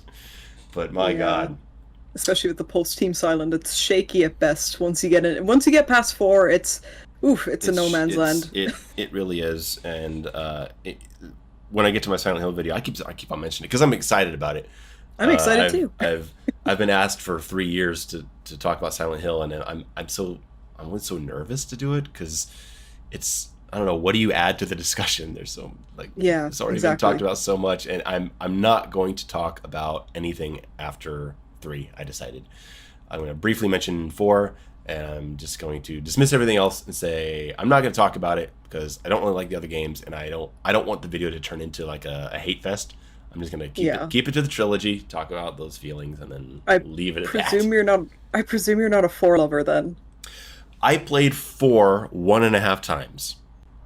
Okay. 1.5. I had a pretty decent experience the first time. I played all the way through it when it came out on my new big widescreen TV that was so big it could get in a fight with Ed 209, and I liked it. I thought it was scary. The double face baby monster scared the hell out of me. I liked some of the locations. So I liked Silent Hill 4. But then I went back to replay it again like the next week. And I made it about halfway through. And I was like, I think that's enough. And that's basically my feelings on Silent Hill 4. That's enough. It's interesting. That's fair. It's an interesting game. It tried some things that worked, tried some things that didn't. I like some parts about it. I think the tower prison is an interesting map. I don't know. It's such a weird game. It's got some really cool imagery for sure. It might have the best soundtrack in the series. I don't know if I can say that. Yeah. That might be controversial, but that soundtrack is ambitious and awesome. And what's the name? Tender Sugar. I think banger. Yeah. I think that is the best Silent Hill song in the entire catalog. Yeah, the 4 soundtrack is the one that I find myself going back and listening to the most, which is, quite a tall claim when it's the same franchise that, a lot of people would automatically default to 2 soundtrack, obviously. But I think 4's is the most, for me, maybe this says a lot about my taste in music, but the experimental nature of it is exactly what makes me go back and listen to it so much, because it's got the harder rock songs, it's got the more gentle songs, it's got the lo-fi bangers that Yamaoka is good at, it's got weird ones. Like my favorite song off the track personally is Remodeling, which is this weird, haunting, creepy, industrial sounding, probably the most like industrial sounding song on the track, I would argue, but it's my favorite because it's weird. And I think that's probably ties into why I like 4 so much, is that the experimental weirdness of it is exactly why I like it. But I know I very much know I'm alone in that. Like a lot of I don't think it's a tough life being a 4 liker. I don't think you are, because I think we can like 4 and say that it does some cool stuff, while also admitting, hey, it's a flawed game. It's like half a good game and half a questionable game, but there's something about it that is enjoyable and memorable, and there's some well done stuff. It's got great music. I don't think it's controversial. You're definitely far from alone in that opinion. But yeah, the soundtrack, there's something about it. I think it's the most depressing soundtrack. It's just it's so, I don't know, it's a very lonely feeling, even though 2, I mean, like, they're all dark, obviously. I mean, the first one's just noise. Yeah. It's just noise with a couple of good songs, and then 2 is dark as well, but it's it's just so pretty and dreamy. 2 is dreamier than anything else, and then 3 is kind of sexy sounding, right? Like it's just got so many good grooves to it. It's got attitude, and then 4 is just, I don't know. That's the one that you can put on when you're and just cry to, because there's something about it. Tender Sugar, Room of Angel. I mean, they're just such sad songs. And then my favorite moment of that entire soundtrack is in Waiting for You, when the end of the song the guitar goes into the theme melody from Silent Hill 2. And then you make the connection between that's the Silent Hill 2 theme song, and the song is called "Waiting for You," which is what Mary that's genius. left for you great. on the hotel room. Oh, it's like, wow, what a great little callback! It's so good. And I mean, I think the other soundtracks have some good songs as well, but I mean, those first 4, well, really 2, 3, 4. 2, 3, 4 are so good. This has just become a big Silent Hill love fest podcast. I didn't plan on that. I should have half guessed. Like I am insufferable. I am the most annoying person with Silent Hill. I'm not surprised it turned into this. No, well now look, if you need someone to annoy with your Silent Hill talk, and I'm online like 16 hours a day. But I took this chance because I've talked to a lot of other survival horror channels, and we've never really had a Silent Hill discussion. It always ends up being Resident Evil. Yeah. And so naturally, so it's nice to have a talk that is geared towards a franchise that, I don't know, do I like it more than Resident Evil? It's hard to. They're so different. I like them for different reasons. You know, they're different angles on horror, really. Yeah. Both revolutionary, but different approaches for sure. I'd probably say I'm a bigger Silent Hill fan, but we have far fewer high quality games to choose from. Yes, the ones that were good were like insanely influential, but there's like 4 at best, you could argue. Really, the Team Silent is the ones that are like the revolutionary ones, whereas with Resident Evil, they're not as like, you know, deep and symbolism and imagery and all this dramatic stuff, but they've way more good games. Yeah. For sure. And I think a large part of that is because they don't have to tell a good story. Whenever I talk about the new games, they're like, my infamous Village review, I don't even talk about the story, and they're like, why didn't you talk about the story? I was like, because I don't fucking care anymore. Because Wesker died at the end of Resident Evil 1. He was dead. He was on the floor, bled out, stabbed, guts ripped apart by Tyrant. He was just a dude. He was just a guy. And then he came back, and then he started teleporting. And I said, I'm out. And I ate that stuff up, because when I saw him jumping around like a madman in Code Veronica, I was like, this is peak storytelling. I don't need anything else. And you know what? Fine. It's fun stuff, right? It's fun stuff, but it's gotten... between Wesker coming back and the opera man controlling the leeches, with singing, and I was like, okay, I don't think I care about what's happening here anymore. I'm just going to play these games. And so if cool story stuff happens, great. But if it tells a story I don't care about, I'm just going to ignore it. So I just, there's nothing, I can't do it. I don't want to get invested in it. I can't. Frankly, if I met someone and if they said I play Resident Evil for the story, I would feel unsafe. Like, I'm sorry, but no one should be playing Resident Evil for the story. That is an insane comment. It's like saying I play Silent Hill for the combat. Like, I'm sorry, what's wrong with you? You know? Yeah. I mean, that's a really good analogy. I play Silent Hill for the combat. I just love the way that it's engrossing. It's so deep. I love the way that that shotgun feels. Silent Hill 2. Dude, the shotgun in Silent Hill 1 is great. It's like a hand cannon. Yeah, and it's like it's like a semi-automatic. Like, he doesn't have to like cock it or anything. It just sprays death. It was such a great shotgun. 2 is just embarrassing. Like, James, you're embarrassing yourself with that shotgun, sweetie. And then it has the collision thing. It has that collision thing that I hate in Dark Souls, where your weapon can collide with a wall, but the enemies can't. Oh, it's so bullshit. I remember when I first tried Dark Souls, my audience kept trying to get me to play Dark Souls. I finally play it, and I got to a part where I was walking under a bridge, like along the wall. And I was on the left side of the wall, and then like these skeleton guys or whatever were coming at me, and they were swinging at me, and I was trying to swing my sword, and it was just gunk, gunk. I just kept hitting the wall on the right side of me with my sword. I was like, this is bullshit. Their swords aren't hitting the wall. and that happens in Silent Hills too, I think. I think you can mean it. Yeah. Oh, God. Yeah. Realism. Cruel game design. Realism, isn't it the best? How much do you subscribe to that? That's an interesting topic. I get sometimes people will defend or criticize things just based on realism. Like, oh, well, if I say, oh, well, it sucks that you can't do this, and they'll say, well, you can't do that because it's more realistic. And there are people out there who have this mentality of realistic equals better.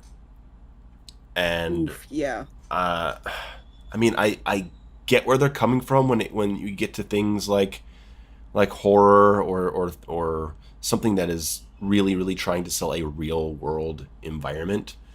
But there's also got to be a limit, I think, when it comes to gameplay. There's like, I don't know where I'm going with this topic. It's just something that gets on my mind. It's saying that like, oh, it's more realistic and that makes it better. That's a weak argument to me, because a video game is still ultimately, no matter what it's trying to achieve, it could have the most ambitious story, it could be a goddamn work of art, I don't care. But is it playable? Because it's still ultimately meant to be entertainment. It needs to find that sweet spot between being realistic, especially if it's, like you said, a horror that relies on realism most of the time. It needs to tread the line between being realistic, so much so that, you know, it doesn't become out of this world and stupid, but also remembering that it is being experienced by a human being that wants to have fun. Mm-hmm. You know, so I do think you need to toe the line. So sometimes I think forgetting realism, if it means ultimately, if it provides like player comfort, I guess, you know, I think that needs to be remembered. And yeah, I think the realism equals better argument is weak most of the time. It's like stamina in Silent Hill. We don't need a stamina in Silent Hill. Yeah, that is the most when you're running with James and he starts slowing down because he needs to breathe. You've got that sonic speed for like 5 seconds, and then he gets worn out. And then, he gets further worn out, and it's so bad. It's stamina meters in general. It's I swear to God, they're my sworn enemy at this point in time. Like, there's so many games I've noticed, actually, especially in indie horror. I've noticed there's so many indie horror games that have stamina meters that do not need it. You really only need stamina for, like, I think chasing horror. You know? Yeah, Nightmare of Decay maybe has a stamina bar. It did. Thankfully, it was patched and fixed up. But I remember I played on release, and the stamina meter was rough. It was you couldn't get very far at all. And they thankfully, in fairness, the devs patched it within a week. Unfortunately, my video was already almost finished by the time they patched it, so all I could do was add a little like note at the bottom saying. Well, patched it like in what way? Is there absolutely no stamina bar now, or how, oh no, or it's still there. If I recall, I really hope I'm getting this right. I don't believe they got rid of the stamina meter. They just made it more lenient. Because when I played it, I remember that there was stamina when there's enemies, and then if you're backtracking through a room where you already cleared the enemy, there's no stamina bar, so you can just run straight through. Exactly. That was not the case before. There was a stamina meter no matter what room you're in. So you could be running through like an empty room, and you could still get worn out. Yeah, but they made it that, yes, when you played a pulse patch, then is what I'm saying. Okay, and the thing is, I mean, that is a good change, I guess, but here's the thing. It also ruins the fear, because if you go into a room and you immediately hit run and there's no stamina, then you know the entire room is safe. That's a very good point, actually. Yeah, I never considered that. Yeah, it's like all you have to do is like, oh, I have stamina. Okay, there's enemies in here. It's kind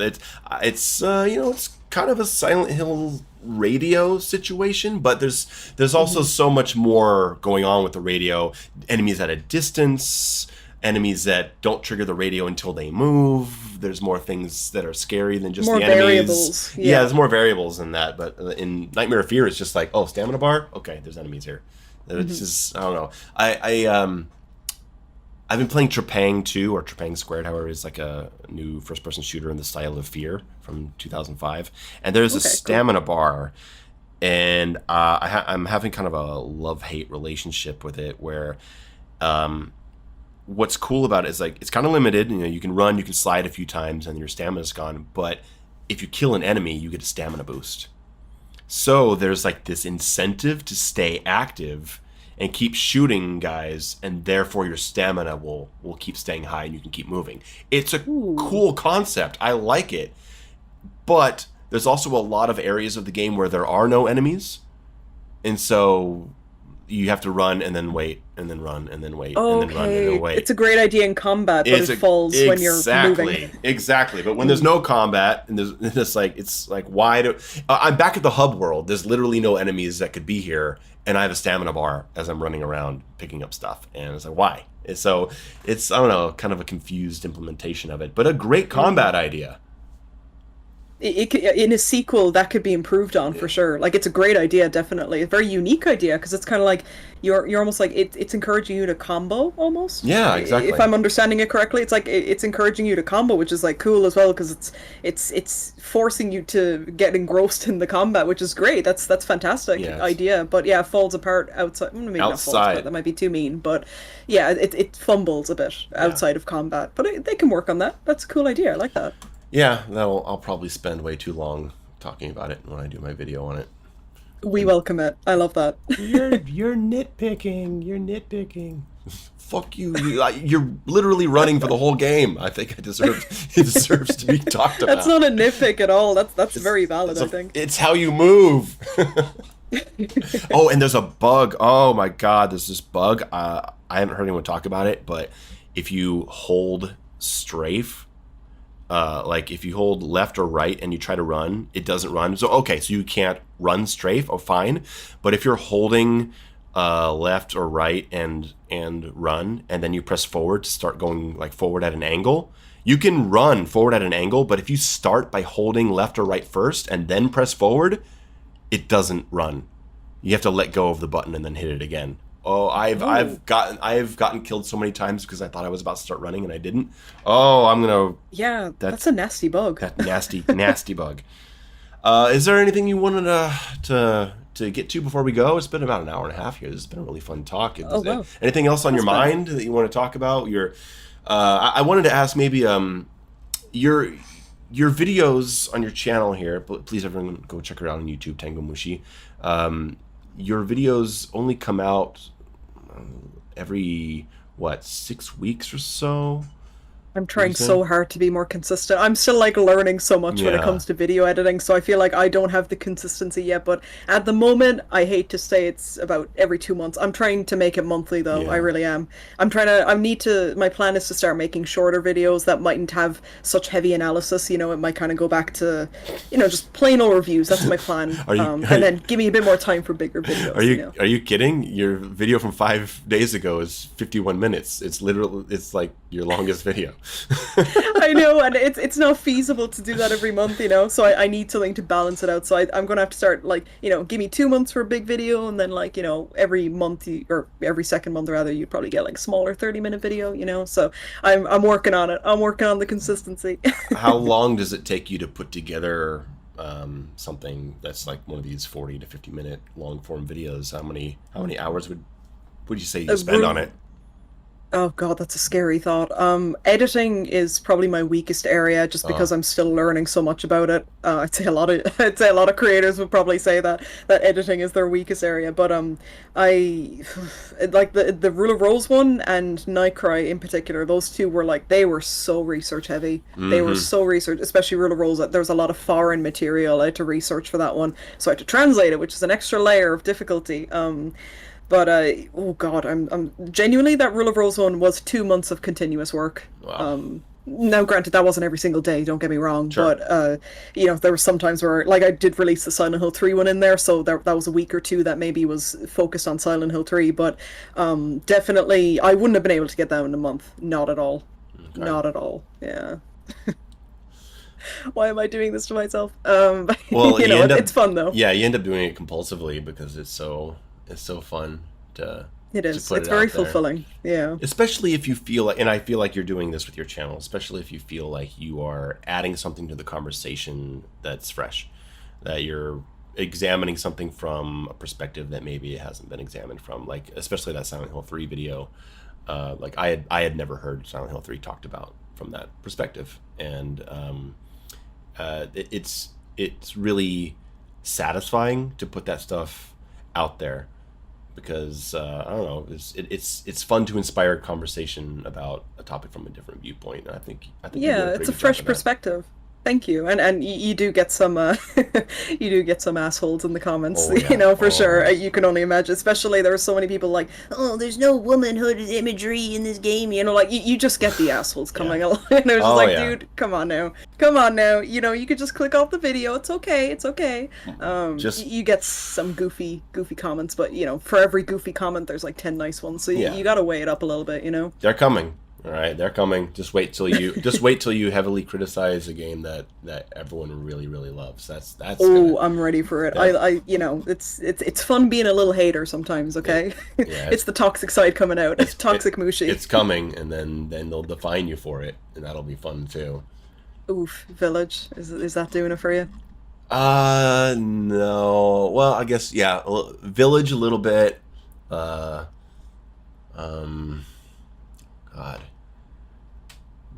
Because Village is a game that I don't think is good, and I criticize it from that perspective. I think, but there's other games like I'm very widely criticized for what I think about Ultra Kill, or how Oh, okay. not liking Elden Ring, Dark Souls games, but that's a different category. Those are games that I think are very good, but I disagree. I either just personally don't enjoy them, or I just disagree with aspects of their design philosophy, and I think they could Okay. be better, but I still like So them a you- lot. That's a You different don't thing. like Souls games overall? I'm not a Souls fan, no, not at all. Me Not- neither. Thank not- God. I not- feel less alone now. like there's literally not a single thing I like about Souls games. Oh, that is a spicy take today.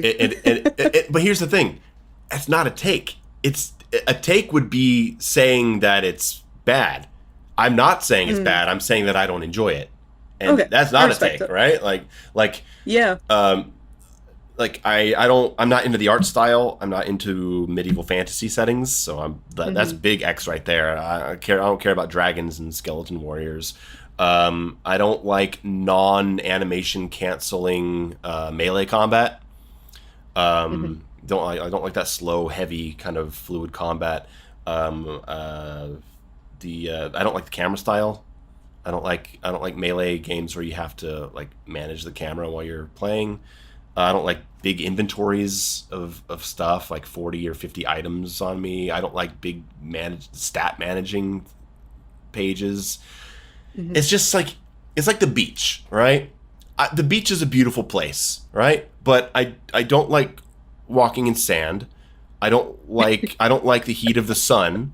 The ocean smells bad sometimes. There's all these people walking around in skimpy suits that probably shouldn't be, and there's kids screaming everywhere. There's bad music being played. It's like, okay, I'll be there for 5 minutes, and then okay, let's get out of here. That's kind of how I feel about Dark Souls games. Yeah, I was the exact same. I never bothered with a Souls game until Elden Ring, and obviously everyone and their mother was playing it, so I was like, all right, I'll bite. And I co-opted at the time, so that was kind of a nice, safety net that Sure. in case, I didn't want to keep playing on my own. And I co-opted the full thing, and it was kind of like, wow, that was pretty damn good. I Yeah. never want to play another Souls game again. And I also, when I didn't co-op it, I tried just playing it solo, and like, I'm not even going to try to defend it. Maybe I just suck at those games, but they're too hard. I don't like it. I don't like how hard they are. It's annoying. I didn't get that, like, that rush of like, whoa, that was so fulfilling. Like, no, I just got pissed off. Yeah. I don't play games for difficulty. I play them for story, and it's just, yeah, Souls is. I respect the hell out of the franchise. I respect their beautifully made games, but they can be beautifully made games over there. I don't need to be near it. And you play mostly for story, and I play mostly for the engaging gameplay. But even something that is really that's something that a lot of Souls fans tend to not understand, is that just because something is difficult doesn't mean that it's something that someone's going to enjoy who likes difficult games, because things can be difficult for different reasons, and there's also factors to consider outside of just difficulty. Like like, okay, you have to get good at it to beat it. That's great. But if I don't like the physics and the setting, and there's like there's so much more to consider other than it just being difficult, and they tend to just dismiss it as, oh, well, you just suck then if you don't like it, and it's like, Yes, it's pretty frustrating. But I it's hate the get good mentality that has been I'm sure that existed well before Souls, but it's gotten worse. Let's be real. Sure. Since Souls came along, because it's like I watch friends on Twitch and stuff who play Souls games, and the amount of people they get coming in being condescending, hitting them with the get good mentality. It's like, Jesus, some people just, you don't have to be good at everything, but if I play a Souls game and if I keep dying at a boss, I'll just get annoyed. I won't want to keep playing. And that's just me. I know that's just me. The other people would be invigorated to try harder. I do not. I would just be like, I'm just going to turn this off and play something easier. Screw this, You know what? Golf is really hard. But like, but you don't just have to say that I don't like golf because I suck. Like, I could spend the time to get good at golf, but I'm still not going to enjoy the process because I don't want to be there. Yeah, and there's I think the Souls games are super influential, and I have so much respect. I have so much love and respect for the developers and what they've achieved with these games, but they've also kind of done damage to the point. Like, for example, when I streamed Village back in the day when it came out, the amount of people I had saying, "Wow, this reminds me of Bloodborne," like. It's gotten to the point where it feels like Souls games get brought up in the conversation a bit too often for my liking sometimes, and it's I get, maybe it's just that when you're not into them, it's more noticeable. I don't know, maybe it's just me, maybe I'm just being a hater, I don't know, they're just not for me. But yeah, it's okay, not everything has to be for everyone. I mean, I know people who don't like survival horror games at all, and I don't tell them that they suck. It's like, exactly. They're not a fan of the genre. They're good at other games that are also difficult. And absolutely, survival horror games can be absolutely be difficult, but for different reasons, for your decision making and your management and all that kind of stuff. But it's not for everyone. And I have a friend that's not into first person shooters. I don't know why. I'll never understand it, and I'm not just going to tell him that he sucks. Yeah, tastes exist. Some people seem to forget that sometimes, that tastes exist. Yeah. You know what's something really weird happened to me with Dead Space with the remake? I have a friend who fucking loves Dead Space, and he says Dead Space 2 is his favorite game, and he's played through it like 30 times, and he plays it all the time. And he wanted to play the remake, so I invited him to my house to come play the remake. And he was playing, and I put it on normal. He's playing, he's using a controller because that's what he plays with, and he's kind of struggling. And I noticed that he was only trying to shoot the monster's arms. And I said, hey man, why don't you try aiming for their legs? So it slows them down. And he was like, oh yeah, that's a good idea. I never considered that before. And I'm like, wow, how is Dead Space your fucking favorite game? And you've been playing for 15 years, and you never thought to shoot out their legs. What? That is pretty wild. And it just shows you that, like, there's stuff that doesn't occur to people. Everyone's different. Yeah. Everyone's different. And it's like that. And even though the game had multiple parts where there's like barrels explode that break off their legs, or you see enemies without their legs, he just never made the connection that maybe he should be cutting their legs off. And what I want to know is, did that guy ever beat it on the highest difficulty? Because if he beat it on the highest difficulty, only shooting their arms, he is a god. I don't know. I wonder. I don't know. He probably just plays it on normal every time, and he loves the spectacle and the action and the environment and stuff like that. Hell yeah, I respect that. Yeah, of course, that's a totally valid way to enjoy a game. Difficulty is very flexible. Like I tend to play games on the hardest difficulty settings, but not all the time. Sometimes it's tuned differently. The bunker, wow, I had to play it on normal my first time. Hard was just too oppressive for me. Now I play it on hard. And some games have like shooters, like indie shooters, come with 6 or 7 difficulties, and so you're like, okay, well, I'm not going to go with the one that says Death Wish. I'm not going to pick that one. I'll pick very hard, and you'll see how it goes from there. So it's not always about picking the highest difficulty either. It's just about picking what is suitable to your skill level and your desire for challenge personally. And that can Absolutely. be hard to find. I think that I would enjoy Souls games more, and I'm probably going to get blasted for saying this, but I feel like I would enjoy Souls games more if they just had an easy mode. Yeah. There's no shame in, just throw in a baby mode for little babies like me, like I would appreciate that, and maybe then I'd be half tempted to pick one up quicker, but they don't, and I know it's part of the brand now to not include that, and I respect it, but that just means I'll probably never play them again, and that's okay. Yeah. That's okay. Well, I mean, some games, just like Super Mario games, didn't have difficulty selections. They were just the games they were. You pick up Super Mario 3 and that's the game you're playing. There's no easy version. At least I don't remember there being difficulty settings in Super Mario. I don't think so, I no. don't think there were. Super Mario 64 didn't have it. You just played the game that you played. And so, I don't know, there's all kinds of games that don't let you choose difficulty, but there are different levels of punishing. And it's part of the brand now that you play the game you play, and if you can't make it, then you can't make it, and they like that. And okay, that's fine if that's how they want their games to be. I don't care. I don't like the series. And if it had an easy mode, I wouldn't like it anymore. Yeah, that's fair. That's fair. Not to here we go, bringing it back to Silent Hill again. But Please I wonder do. if the remake, I wonder if the remake is going to have puzzle difficulty and combat difficulty, Like the original did.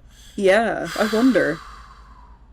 I'd say they'll drop it. I imagine they'll drop that. I feel like that's probably something where they're like, "Nah, we want it to be a streamlined experience." I don't know.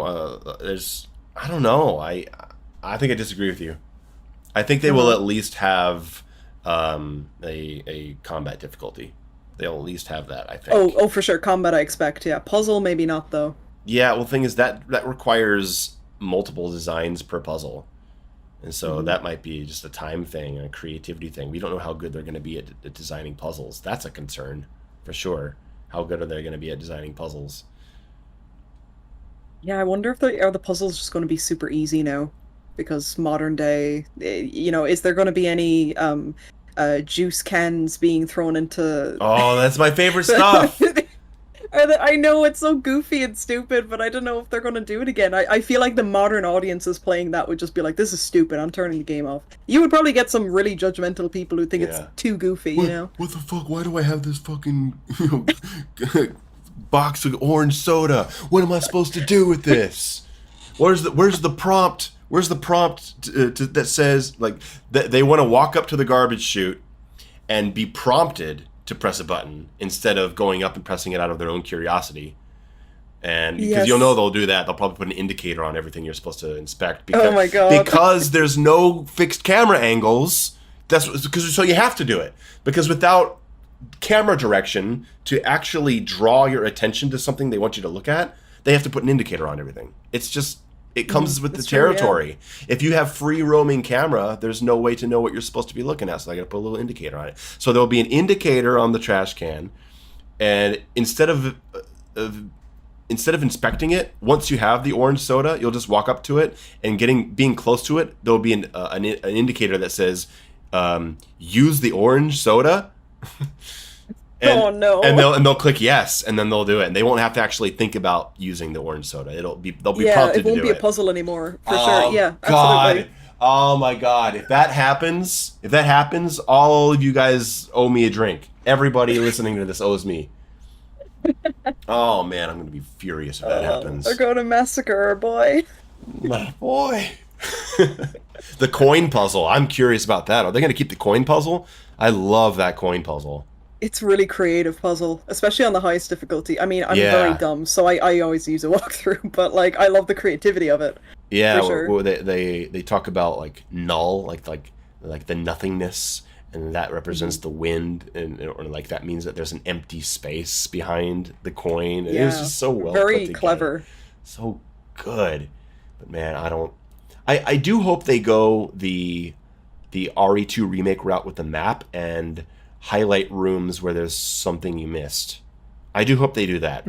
I think that should just be a staple of most horror games, Yeah. I think, at this stage. Because it sucks when you're like, shit, did I miss something? What am I supposed to do? And you open the map and the map just tells you jack shit. And it's like, oh wait, in that room there's still something to inspect. Let me go back over there. That's that is a nice quality of life feature. I do approve, but I would also approve, like I told this, I also approve of having an option to turn it off. That would also be cool. Yeah, for the old school people Yeah. who want it very Yeah. true to the original experience. Yeah, that would be welcome. Make me examine everything, and if I don't find it, that's my own fault. Just don't make things too hard to see. Like, oh my god, you know what puzzle item is bullshit in Silent Hill 2? The clock key. In the hole. No, The no, mysterious hole.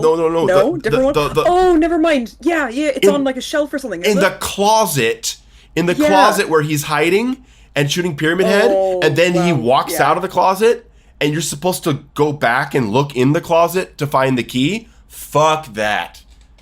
That is cruel. Yeah, especially because, like, I presume I noticed in the camera angles, when he shoots Pyramid Head in the closet. Yeah. I noticed that you can just about see the you key can at the see bottom, it. but like you wouldn't be looking at that because you're looking at the man shooting at a Exactly. triangle. Yeah. Oh man, that's infuriating. You just There's one like that in Silent Hill 1 as well, where when what's her name, Dahlia puts the key down on the table when you're in the hospital, which is the key to the antique shop, if I remember correctly. God, yeah. But you're so focused on Dahlia that, I distinctly remember when I first played Silent Hill 1, and I didn't see her do that, because she just subtly puts it down on the table. I ran around the entire town looking where to go, and then I looked up a guide. Oh, it's on the table back in the hospital that you were in 2 hours ago. Like, oh man, that's a rough one. And you don't see it because, like, in those old survival horror games, in Resident Evil, the backgrounds were painted. And so items that you could pick up were shitty looking polygons. And so they stood out against the background. You could always see, like, oh, there's a magazine for my gun. Oh, there's a key. Because it looked like shit against the other shitty looking backgrounds in 240p, but they were a different kind of shitty. It worked in your favor, ultimately, exploring. And then Silent Hill, like, everything looks like shit. And so if everything looks like the same shit, because it's all polygons, so you don't see this desaturated dark green key sitting on this ugly ass gray pixelated table. You just don't see it. I just think it's so funny that we've been geeking about Silent Hill for hours at this point, and we just admit that it looks like absolute ass. It's yeah, of course it does though. It's a fact. I mean, it looks like shit, but like it also added to what was so scary about that game, because I didn't know what the hell I was looking at half the time. Mm-hmm. When you're all you had was like the head tilt. James's head tilt was the best you had, really. Well, I mean, I think Silent Hill 2 looks good. Silent Hill 3 looks amazing still. Silent Hill 2 still looks pretty good, but Silent Hill 1, man, it's rough looking. It really is. You adapt to it after a while. Mm-hmm. You get into it. But if you just look at a screenshot of it, you're like, what the hell is that? It looks like worse than Tomb Raider sometimes. And good old Harry's run. I'll never get over that run. For the amount of times I've played Silent Hill 1, I'll never get over that run. Is he okay? Like, does he need help? He hasn't taken a dump since he left her hometown. Seriously, that's why he wants to find Cheryl so fast. We gotta go. No, I mean it looks like crap. I say that playfully because of the time it came out in, on the hardware it came out in, and what it actually accomplished in having a full modeled city there with very, very few load times. It's incredibly impressive what they did, but just looking at a single screen of it doesn't look good. But in motion, it's very impressive, and they use the fog to hide it and all. But the limitations of lighting and everything, like that first time the lights go down when you go through the house and you go through the back door, and the lights crazy, and you have to run crazy for its time. You have to run to the school, and you can't see anything around you, and it's so scary because in the other games you could kind of get a sense as the shadows went out, but in Silent Hill 1 it was just dark, solid black around you, and that's why, like, remaking these games, maybe this is the nostalgia side of me, but I think the old look of those games is kind of what makes them so scary. And when I hear the producers talking, I saw the interview about Silent Hill 2, and it was Masaru Ito there, and I don't know the name of the other two guys. Akira Yamaoka was there, but the other producer that was there talking about how like, finally Silent Hill can be presented in glorious 4K resolution. And I was like, I don't know if I've ever wanted that. Mm-hmm. There's something about the old gritty, not so easy to distinguish visuals that gave it kind of its horror and its the uneasy feeling of things not just graphically but performance wise. A reason why I prefer Silent Hill 2 over 3, even though I love the characters in 3 and it's objectively better acting, wouldn't you say? Silent Hill 3? In 3 over 2? Yeah. Oh, 100%. Heather is like, it's still great, actually, yeah, by today's standards, yeah. It's objectively better acting, but there's something about those performances in Silent Hill 2 that just make you feel like something's wrong. Something is off about it. It's not an issue of good or bad acting. It's just that, like, they're kind of inhuman, unreal, dreamlike way of talking where like things feel unnatural makes the whole game feel more uneasy. And yes, I don't necessarily want to see the characters of Silent Hill 2 in a modern, AAA standard, top of the line acting performance. Like I think I'm going to miss how off they felt, because it was impossible to read James's mood or his personality in the beginning. You didn't know what he was feeling. He was so off in the way he was talking when he's talking to Angela when he meets her, or when he's talking to Eddie. He's just so like kind of like oddly friendly and like almost like oblivious. And I worry that they're gonna try to make him too realistic. And it's kind of reminding me of the HD collection redo. Yes, exactly that. Because they had Troy Baker and they had what's her name, Laura Bailey as Angela, I believe. And I'm looking for my wife. He was. I'm sorry, he is not that manly. James is a little wimp. He's a little bitch, and that's what James has always been to me. He's a wimpy guy, And I think that guy Sihi, the original James voice actor, he nailed that. He killed it. He absolutely killed James's role. And all the actors did, and even as uncanny as it is, the uncanniness adds to the overall weirdness of their situation. But in the HD collection, I actually just did a full playthrough maybe about a month ago with the new voices, because I just wanted to see it for myself, And it's too clean. It's too clean. It's too perfect. This is like Hollywood level voice acting. And if anything, it's a testament to how lots of budget and lots of money going into something doesn't necessarily make it better. Yeah. And that was the HD collection proves that tenfold. you say HD. That's cool. I say eight. Yeah, that's Americans say H, don't they? Yeah, H. H sounds like you're about to say hate every single time I hear it. Well, I do. It's a HD collection because I do fucking hate it. So yeah. Oh God, isn't that a shame that like this is gonna spike interest in the original, and there's no way to play it like legitimately unless you have like a PS3 and you get in. This is gonna boost sales for the HD collection.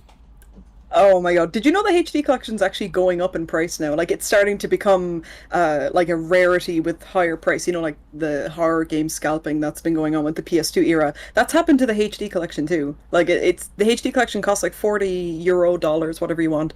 It's going up, and wow. I lose respect for anyone who would willingly pay that much. I lost respect for myself when I bought it because like it's rough. It is hot garbage, that HD collection, especially when Konami could clearly do good HD collections because the Metal Gear Solid HD collection was fantastic. Yeah. And then they just once again, as they do best, massacre our boy, Mm-hmm. Oh, we've been treated so badly over the years. And people ask like, why are you not excited about a new Silent Hill game? It's like, 'cause like I don't want it to happen anymore. I've had my heart broken too many times, but at least we've got skateboards. Did you see that? All the skateboards they've been releasing, Silent Hill skateboards. No, I have not. One for each game. One for 1, 2, 3, 4. There's like a themed skateboard for each of them. I'm sure they're crap. I'm sure that quality is amazing. I've heard people say that I hope Konami don't whoop my ass for saying this, but I've heard people say that apparently the quality of official Konami merchandise for Silent Hill is actually quite poor, which is why Shocking. I don't have any. I don't believe I've bought the only Silent Hill merch I bought of Konami was the Mira plush they released about a month ago. But as for the clothing, apparently the quality is very bad. Fangamer, if you're aware of that website, and tip to anyone listening as well, if you want good Silent Hill merch, Fangamer's where it's at. Fan gamer. I could use some Silent Hill merch. I think I don't have Really nice hoodie in particular. it. Ooh. Get on that. It's good. I saw somebody once. I knew somebody that had a shirt that was just the 9 red squares on the front. That was That's so like simple but effective, you know? yeah. It's that's like it's a symbol to anyone that's like, hey, I'm cool. Because if you as soon as you recognize it, you're like, hey, and then you can immediately talk. Yeah, there was a. I remember knowing someone in person who saw someone in college at the time with the James jacket. Mm. I don't know if it was official or not, but like I know that Konami did do an official James jacket back in like 2003, back in the day. Like, but it's I hope that person's doing okay because they're automatically cool just for owning that, you know. Well, you know what? This has been a really, really fun talk, but I think I'm gonna have to close it because I've had the air conditioner off this whole time to not have Oh, it you're buzzing in the dying. background, and it is rough. It's Oh getting yeah, pretty rough. turn it on ASAP.